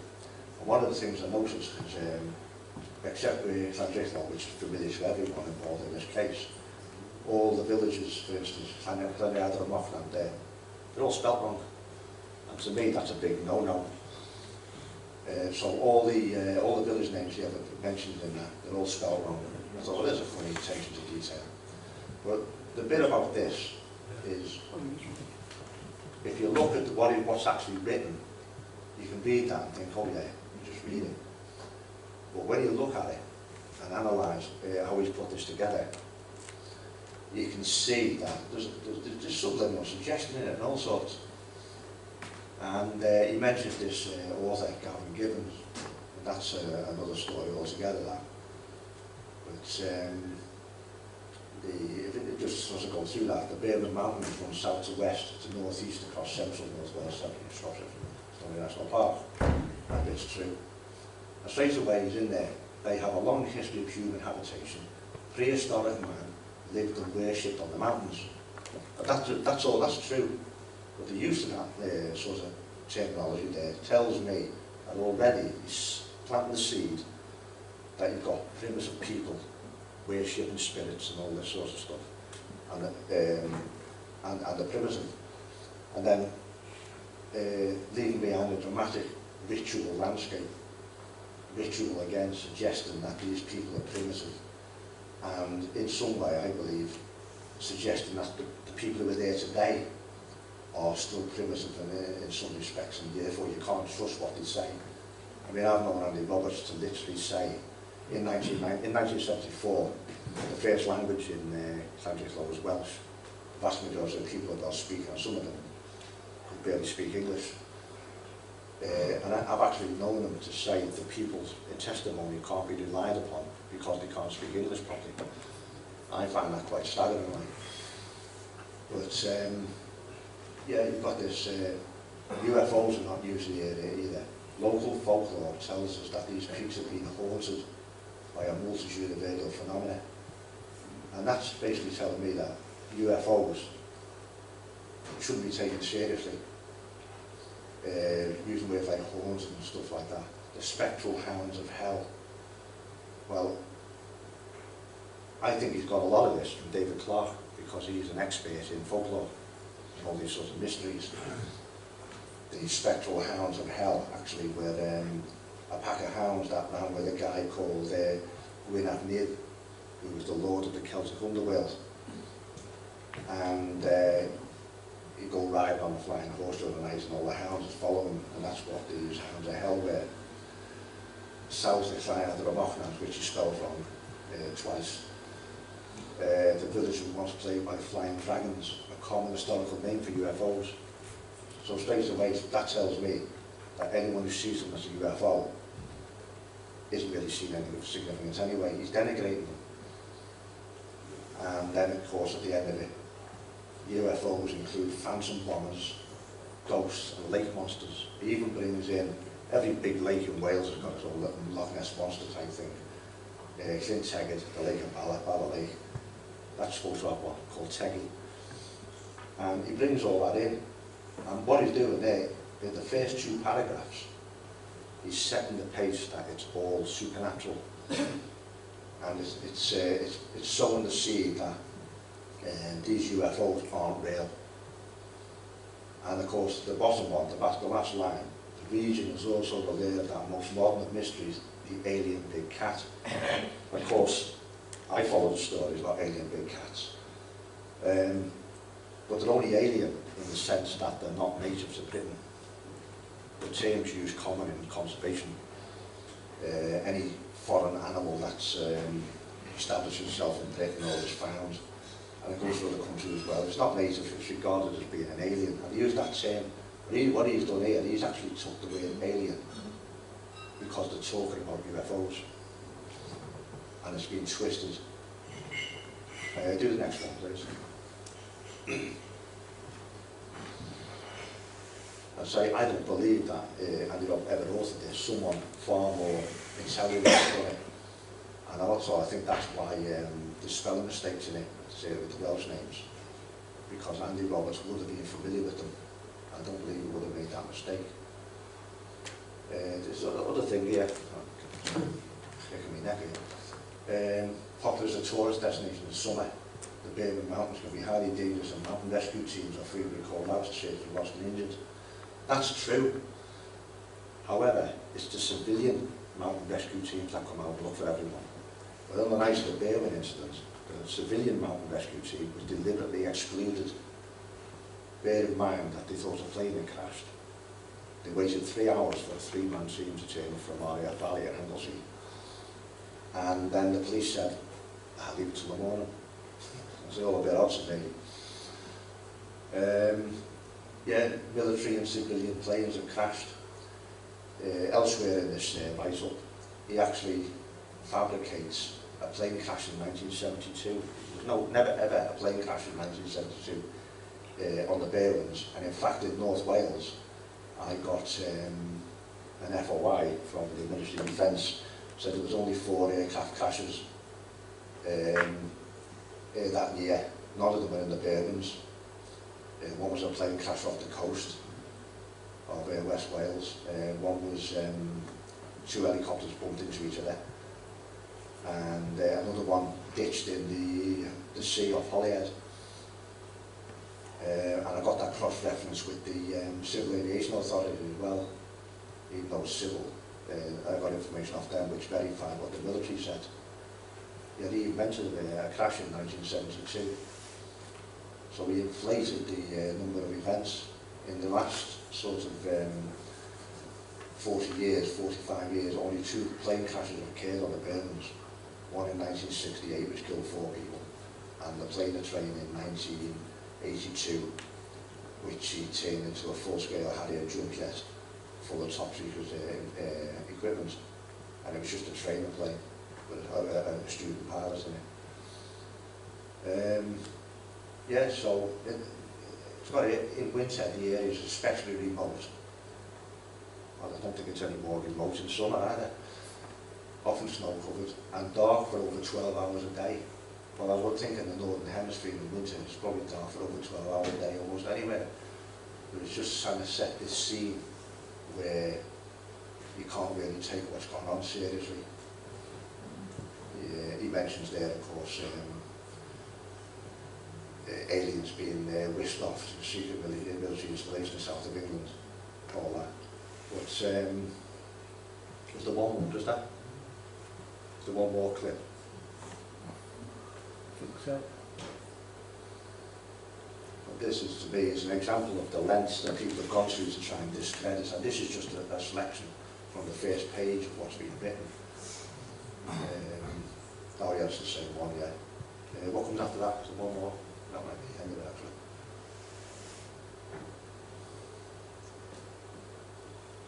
No, it's still one more. That might be 2 actually. Yeah. Again there, we're going to go one back. Probably one more to go. Nearly at the end. No. We go back? Yeah, we'll just watch this one and I'll just finish off on that then.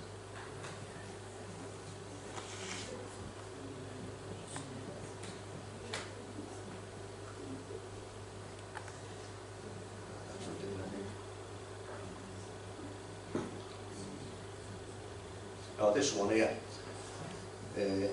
one of the things it could have been, you mentioned the flying triangles, could it have been the crash of a secret military test craft, such as one of the flying triangles, which have dominated UFO law throughout the 1990s? If you look at that carefully, what he's saying is that all flying triangles are test craft. He's not saying there that some flying triangles might actually be alien vehicles, which we might have copied, for instance. In that one sentence, he's basically telling you and setting in your mind that all flying triangles are military test craft. And then below again, it says, or perhaps a failed missile test from the rocketry range at nearby Aberporth. Aberporth is 75 miles from Berwyn. Yeah, there he's trying to tell people that it's sort of, just a few miles down the road. And this is the sort of thing the whole time he's been trying to suggest. He'd be one thing, that it could be anything but a UFO on the mountain. Anyway, I'll leave it there, because probably ran along a bit too much. But this is something that really interests me. This interests me a lot, the way these things are put together.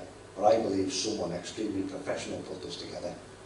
And I don't believe that Andy Roberts authored it at all. But he's certainly the guy who's put his name to it. And there's about 12 pages of that. Anyway, I'll leave it at that for the time being.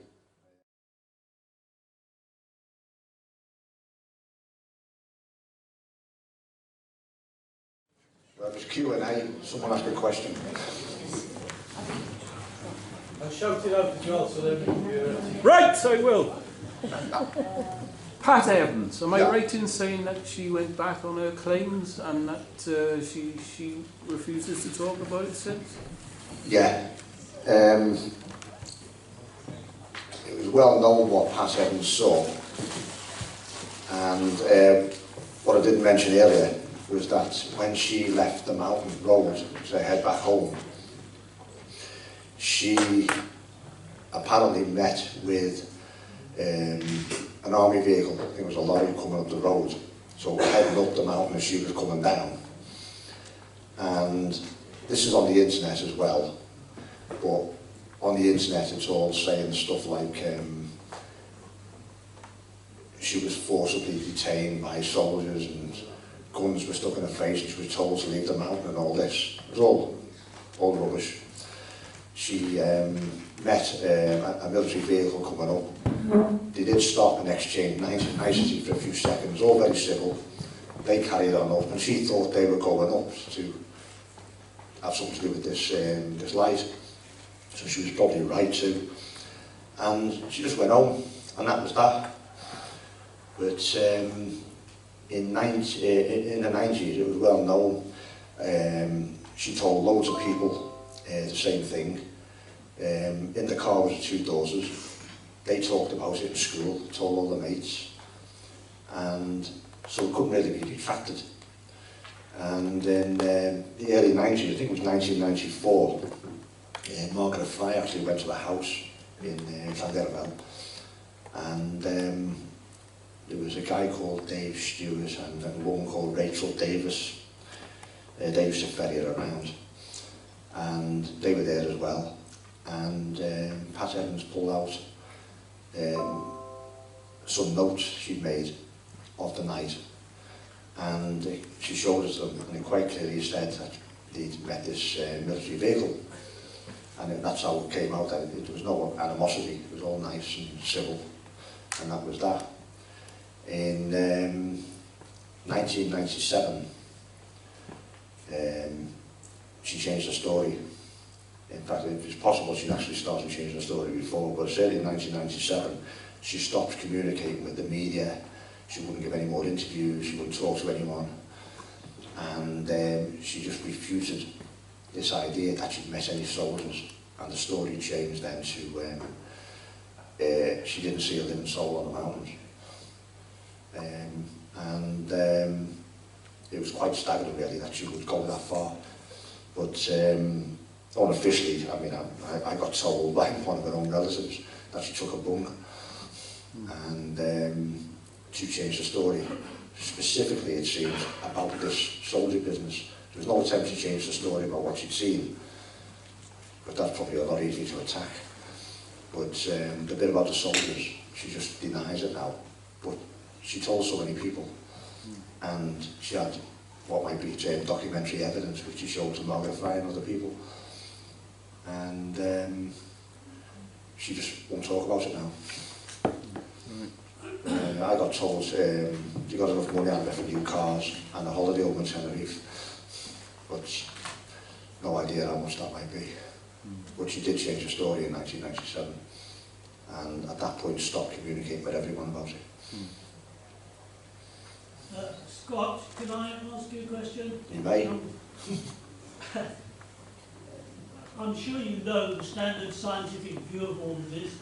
As an ex-science journalist, I've just got to mention the fact that a 3.5 Richter scale earthquake took place on that particular day, on that particular moment in time, and that the standard scientific view is that Earthlights were seen by Pat Evans and everybody else, and this would be very similar, in fact, to the earthquake in Christchurch, when 2 days before the earthquake, large orange glows were witnessed rolling down nearby hills. This was picked up by Reuters and was about to be sort of broadcast, if you like, but the earthquake itself then took place and pushed it out of the news. Also in Kobe, 30-foot high blue flames were seen coming out of the centre of the street the day before and during the earthquake in Kobe. So earthlights are a common experience during earthquakes. I don't disagree. That's what occurred, and everything else is the usual UFO stuff that surrounds these events. I don't know, your story could be absolutely right, but that's the standard scientific view. The earthlights were, of course, mentioned, as you know full well, and it might very, who knows, it might very well have been. The problem I have with that is, and not just myself, but I'll mention we were both just been talking about just before.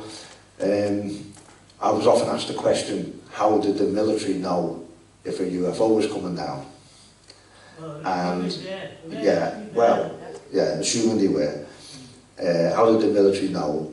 And also, how did they know it would be that night? And how did they know it would be that spot? Now, I'm not dismissing the earthlight theory at all. I don't disagree with that science whatsoever.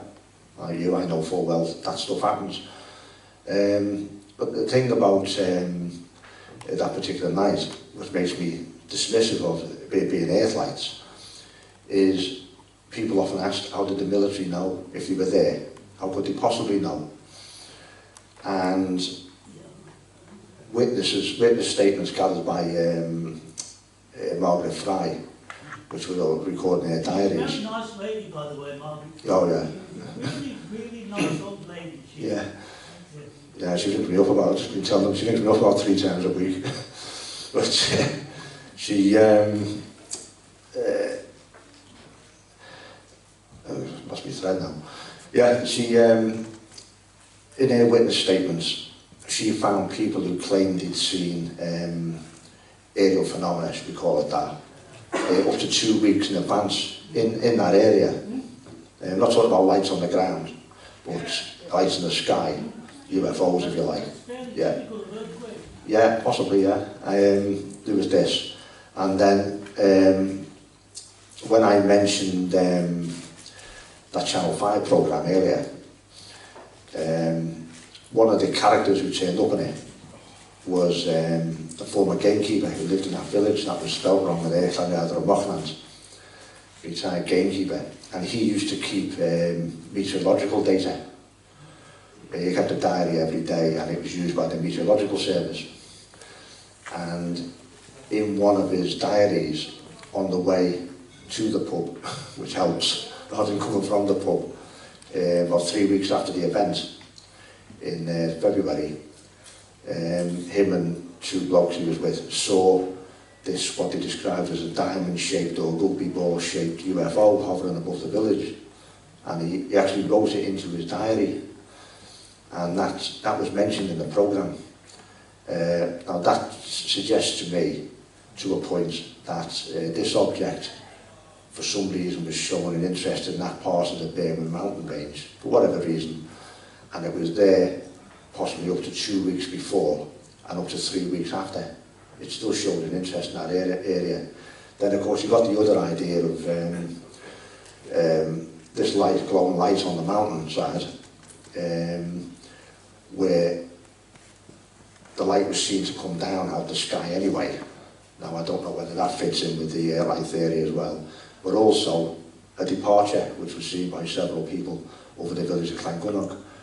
So on the basis of that, I like to think it was something a bit more sort of machine-like rather than a geological problem. But I understand perfectly well with the earth lights.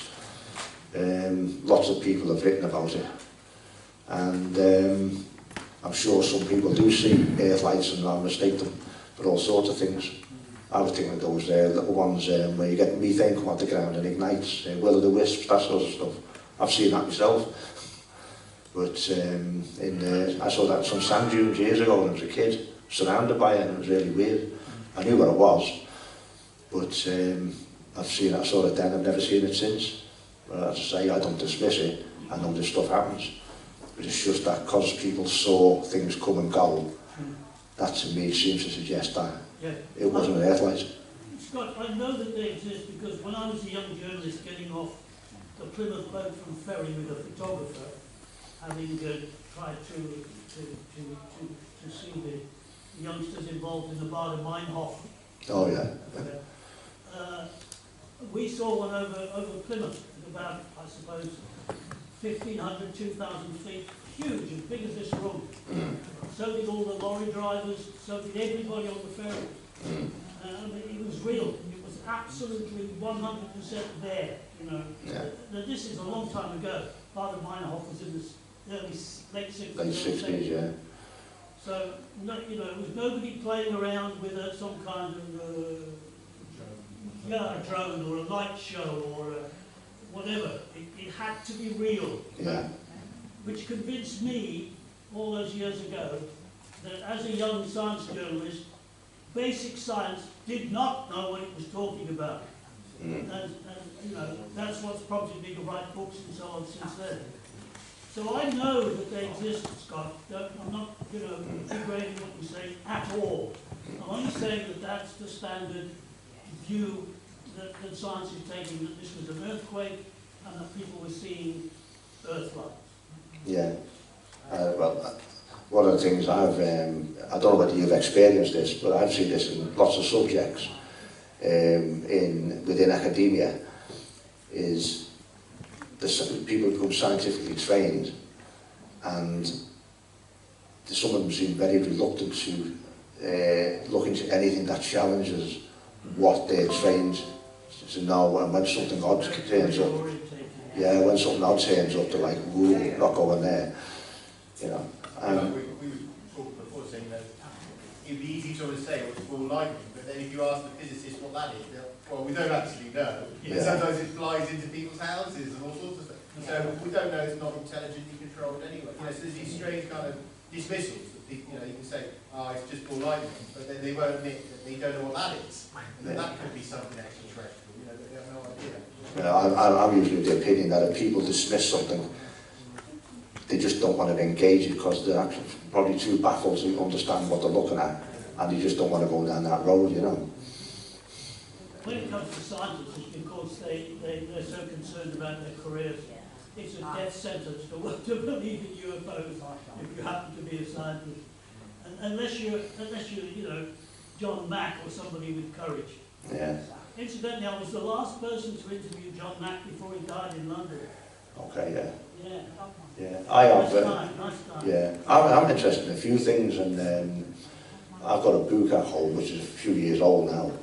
It's called Snowball Earth, and it basically describes the student geologist who's in Namibia in the Namibian desert. And what's noticed are pebbles with distinctive ice scrapes on them, and obviously glacial interference on the surface of the stones. And when it's gone back to the professor, if you like, the students poo-poo, it's not possible, no ice age ever went that far south, no glaciers. And eventually it was proved that over the history of the Earth, the earliest ice ages actually almost met on the equator and caused mass extinctions. And then each successive one is a little bit further north. And obviously you'll know that eventually one day at some distant time in the future there won't be any more ice ages anyway, because the ice just won't stop and start. Well, there is that as well. Yeah, but it just goes to show this guy, this professor was pretty much going to destroy the career of the student before it had started, because the student was adamant about what he'd found, and eventually he was proven right. Anyone else? You know when you said about the seismic readings, it was not on the ground, it was above in the air. Yeah, that's nothing to do with me. That Richard Hall, Right. he put a documentary together about the Berwyn, You know, and I was in it. It was something like that happened in Russia when it Tunguska. Well, that's possibly a similar sort of thing, yeah.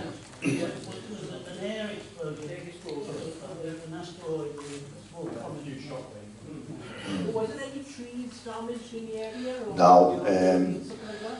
some scientists from Keele University, one of them was called Ron Madison, he got involved. He even hired a plane and flew over the Berwyns a couple of days after the events.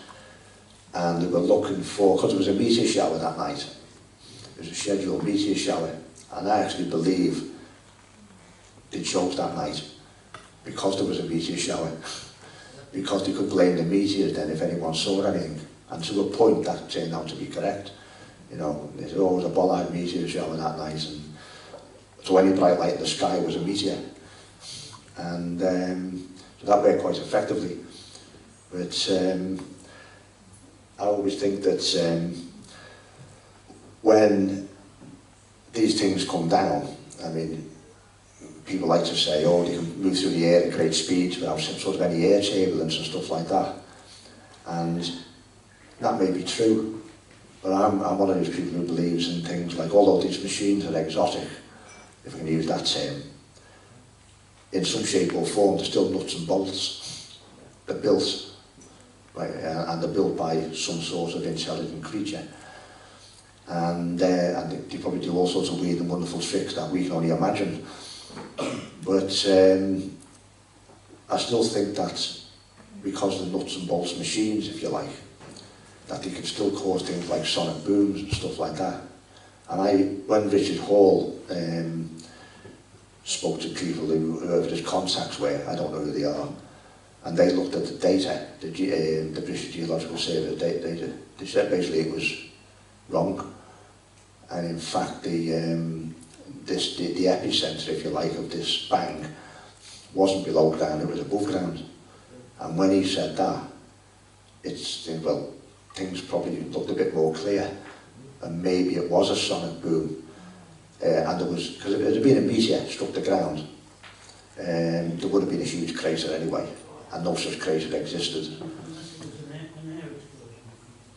Yeah, but they searched and searched, there was no evidence of any meteorites or bits of foreign bodies from space on the floor, you know, no bits of rock, no bits of iron, nothing. There was just nothing there, there was no level ground. It's different anyway, you kind of like, it's always seeing a light station, you know, to something like that, you know, they're very different.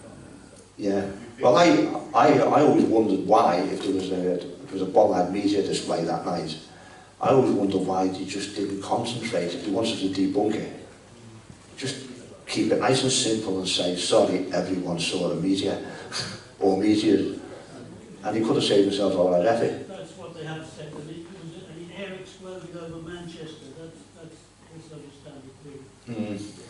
Yeah, it's rather than come up with an elaborate thing, you know, trying to debunk everything, just say it was a meteor display and everyone was wrong.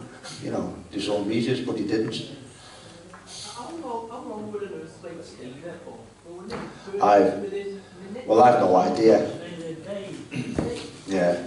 If this, let's say for argument's sake, this light on the mountain was an earth light, then while it was on the ground, if you can call it that, or even in the air and coming down slowly to the ground, you're looking at 2 hours in total perhaps, and then it seems to lift off and disappear and fly away. But talking about the longevity of these lights, in that instance, if it was an earth light, it has a lifespan that people were able to observe to a point, witnesses of about 2 hours, and then it just disappeared, flying over the border towards England. So no one knows what happened to it after then. Right. Is it right the Crow's Fund is about 30 miles away from the Berwyn area, is it? What was 30 miles away? Crow's Fund, is it? Yeah, as the crow flies, about 30 miles. Would that explain the increased police numbers? Because I know that nuclear sites got their own police forces, haven't they? Yeah, these police officers were already in Llandrillo. No one knew, I think, that bang was going to occur. This air tremor, call it what you want. I think it was totally unpredicted, unscheduled, and it was only because of that, and people coming out the houses and then phoning the police, and then these lads with the light, making people local in Llandrillo believe there might have been some sort of incident on the hill above the village that forced the police out to go and have a look. And that's when it became known that none of them were local. And as one of them did say to Hugh Lloyd, he come from Barmouth. Well, if he'd been drafted in because of this incident, he managed to get there in 40 minutes, as well as being told where to go and what to do. They were already there. And I believe that the presence of them was there to interfere with the public. Like if something happened or whatever, they'd be just there and say, oh no, there's nothing happening, or they'd stop people going up certain lanes or things like that. You know, because there was one part of it where one police officer, he seemed to act independently, and he seemed to have got wind of the fact there were soldiers on the Berwyn, because he made a request to one of the military places in Shropshire, asking them, do they have any soldiers on exercise? That's logged, that particular thing. And when I first read that, I thought, well, why would he ask that? And I think someone had said to them he'd seen soldiers, and he thought, you know, I better check that out. Well, it seems that there was some sort of military presence on the hills that night, but they were on Berwyn where this light was, and everything else revolved around what was going on Berwyn. And then when it comes to debunking it, all the stuff on Berwyn got moved to Berwyn to try and discredit what that Pat Evans saw. Trouble is, Scott, my experience of North Wales Police and South Wales Police is that they couldn't keep a secret if their life depended. I agree. Yeah. Yeah. You'll just offer them 20 quid and you'll get all the information. I think it's a bit more than that now. 25. Anyone else? Is there any paranormal history in the area? Has anyone looked into that side of things? Only from, I've got an interesting, a mild interest in Celtic history and stuff like that. And I don't get too mixed up in the folklore of it, you know, I'm more into the proper history of it. But you can't dismiss the fact of what these people believed in and stuff like that. And I'm sort of interested a little bit in this character called Gwynab Mead, who was supposed to be the Lord of the Celtic Underworld. He guarded the entrance. And where I live, up in Llangollen, just a couple of miles from me, there's Rhuaben Moor. And Rhuaben Moor is covered with Bronze Age burial chambers and stuff like that. But a lot of them have been destroyed because they used the place as a decoy for German bombers in the war. And it's littered with bomb crazes. They put false lights up there to stop them bombing Liverpool. And that area is known as the Land of the Dead in Celtic mythology, like. And actually the entrance to the underworld is supposed to be near this place, the Celtic underworld is called Anomalies. And this guy, this Gwyn, this mythical guy, he used to guard the entrance. And Gwyn, in his name, the Berwyn's actually named after him. And there's a hill fort at Corwin called Caerdrown that also comes from Gwyn.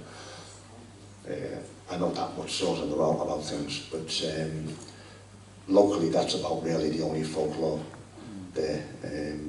I'm also into Arthurian legend, but I hate to use the word legend because the legend only really came into it in the 12th century when the Normans subverted everything. But like I believe he's a real character, but he's just a warlord who was ramped up because he had a few victories against the Saxons, got a name for himself, and he's the guy. Really, as regards myth and folklore, it all revolves really around this the Celtic stuff. This Gwyn ap Nudd, but there's nothing extraordinary. As I mentioned earlier, there's always been a lake monster, but there's all sorts of monsters and all sorts of lakes in Wales.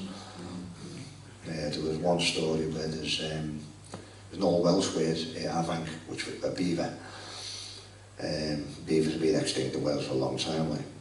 But it was also used as a word to describe some creature who used to come out of the water once a year in a pool in the Conwy River and feast on a local maiden. They used to sacrifice a local maiden to keep it from ravaging the fields and eating the cows. And apparently one local went satisfied there for the whole year. But when the locals had enough of it, they lured it out of the water. And so they jumped on it, tied it up, and then he dragged it right across North Wales up onto the Snowdon Hills and threw it in a lake there, small lake there. And today, under the strain of it struggling, trying to get out of its chains and ropes, it popped an eye. And where the eye hit the ground, this lake formed. And the lake today is still called Llandrillo, the lake of the Oxen's Eye. But that's the myth surrounding that name. And then the animal was thrown into Glass Lynn, I think it was, on the side of Snowdon, never to be seen again.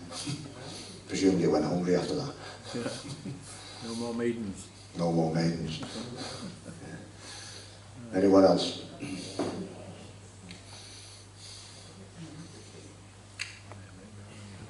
Must be someone. You know what you said about the stone circles around that facility, isn't it? Stone circles. Yeah. There's not activities around stone circles. You've got the Stonehenge as well. Yeah. Do you think there's something in common with Stonehenge and stone circles there? Well, you probably know, because you mentioned it, that there's certain schools of thought that there's some connections between ancient structures all over the world and UFOs. I'm not a great subscriber to that. However, as I mentioned earlier to someone, you can't escape the fact that if you've got, certainly an isolated structure, imagine a pyramid in, I don't know, the middle of the jungle in Colombia or somewhere, and you get a lot of UFO activity over it, you may have to say, well, maybe there's a connection. But if you go to a country like, as I mentioned it again, Wales is covered in all sorts of stone circles, standing stones, ancient settlements on the hills and all this. They're everywhere. And in such a large concentration of places like that, in such a small area of land, I think it's very difficult when you see a UFO over, say, a stone circle, to say it's there because of the stone circle, there's some connection. Because you could say that almost anywhere. If you put a UFO in the sky in Wales, North Wales especially, you can always associate it with some sort of structure, because they're just everywhere. I think to prove the point, you need to find UFOs going to isolated places where there's no density, so you can say, yeah, it's always there at that structure. Same as I mentioned earlier, missile silos and stuff like that. You know, that's a common theme. You know, UFOs turning over missile silos, even deactivating them and all this sort of stuff. I haven't got a problem with that, but I do have a problem with it if there's a large number of silos in a small area, because you can't say then that. You can't pinpoint it. But if it's an isolated silo out in the middle of Oklahoma or somewhere, and there's a UFO over and over it, then you think, well, hang on, why is it there? And you can connect it, and there's no confusion over anything else. But I think you'd have to be very wary of linking, even Stonehenge down south. I mean, Stonehenge is there, and everyone knows Stonehenge, but that's only a small part of a larger complex. And you can't really say, even if a UFO was hovering over Stonehenge, that it's got a unique interest in Stonehenge, because there's so many other objects around it. Do you think that the ancient people, when they record something, you know, let us know that, you know, keep an eye on this point, there's something happening? Well, I don't think they were recording stuff for future posterity any more than cavemen painting pictures of their quarry. It was meant for someone in 2019. That just wasn't. They just recorded, I believe, they just recorded what they saw at the time and interpreted it in the way that they interpreted it. And if they saw an aerial object flying through the sky, and it doesn't matter whether it was a meteor or whether it was a craft from another world, if they thought it was good enough to draw a picture of, they'll draw a picture of it. But they were doing it for themselves, I think. And I'm not above beyond believing that if you look at extraterrestrial contact between entities from another world and primitive people, it just seems perfectly logical to me that they're just going to like to start to worship them, especially if they give them things or show them shiny objects. Or, I mean, if you went back now and showed a caveman your mobile phone, I mean, you can imagine the impact it would have on them. And you'd be a god. And I think that's a lot of what happened in the past. I think they recorded what they saw as best they could with the paint and the twigs they had to draw these paintings and these pictures. And but they did it for themselves. You know, I mean, you have to remember, these people, they were old when they were 30. You know, and you get 4 generations in a century. It doesn't take long for one picture to suddenly morph into something else after 4 generations, then it's lost. But I do believe if a primitive man recorded a picture of an object that seems to be a flying saucer, if you like, when you use that phrase, then that's what he saw. Because I think these people actually were very accurate about what they saw as well. Do you know if there was other sightings, you know, in that kind of general area around that, you know, the year or two around that site? Any other notable events around there? On Berwyn, you mean? Yeah, or in the surrounding areas, or? Well, I've just been talking about something just before, actually. There's been sightings, unconfirmed sightings for years, all sorts of things. Now, does anyone know Sasha Christie? Yeah. Yeah, you know her. She's interesting because she's often gone round relating an incident that happened to her. And I was always baffled about it because she's spoken a lot about this incident which she was involved in personally. It was a sort of an abduction thing, really. And other people were involved as well. But she never ever linked it to anything else that went on the Berwyns. But that was 1997 as well. A lot was going on in the world in 1997, and particularly in North Wales as well. All sorts of skullduggery was afoot. But her incident was in 1997, and it was outside a little village just by hang off there called Llandrillo. It's only 10 miles on the same mountain range from where the Berwyn UFO was. Yet she never ever, for whatever reason, tried to say, well, this could be linked to events in the past. But her incident was on the Berwyns, whether she liked it or not. So that certainly happened in 1997. Going back a bit, when I showed some clips before of text that was shown, I suggested was used to debunk the Berwyn. The opening paragraph on that mentions a guy called Gavin Gibbons, and he wrote a book in 1958 called The Journey to the Moon, I think it was called. And it was about some local kids in that village of Llandrillo discovering a flying saucer and aliens. And I think, well, what would be the chances of it actually happening just a few years later on the same mountain? I mean, for me, statistically, mathematically, the odds are just incalculable, you know. Yeah, and so I thought to myself, well, you know, has someone written a book in 1958 and then someone's invented the Berwyn a few years later, based on the book, just to see what might happen. But of course, there's so many people, so many real things, that seems very, very unlikely. And I'm beginning to go along the line that this Gavin Gibbons, who wrote this book, based his book on real life events, of a local story he heard perhaps, which hasn't been recorded. And I'm beginning to think that actually there's been ongoing events on the Berwyn for years. And in this particular case, he wrote his book based on something he'd heard, or even a real life event, quite close to 1958, but at an unknown date in the past. Because I just think that the odds of someone writing a book about a flying saucer landing on that mountain and then it really happens, it's just bizarre. So, but I think there's been some association with those hills for many, many years. What the attraction is, I've no idea. But there's something there that seems to attract UFOs, if you like, or at least some things that some people see and perceive as UFOs.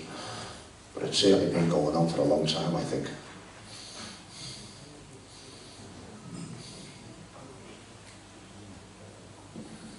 Anyone else?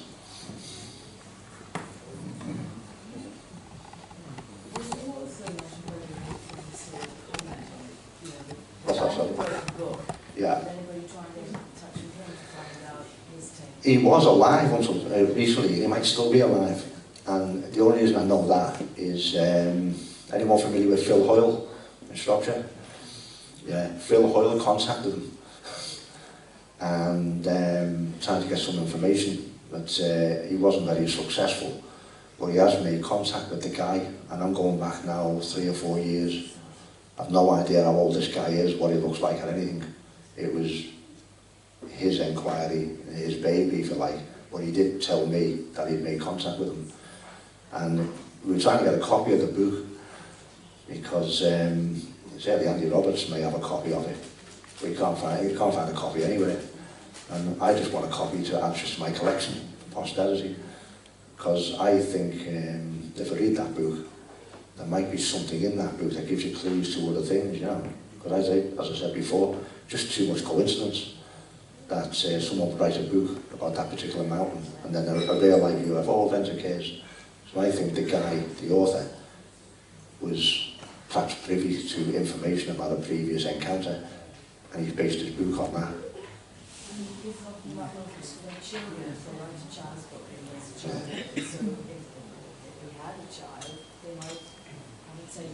Yeah, it could be. It's, I've not tried to get hold of this guy, and Phil Hoyle, who I just mentioned, he has actually spoken to him, but I say it's about 3 or 4 years ago, and nothing more's come of it.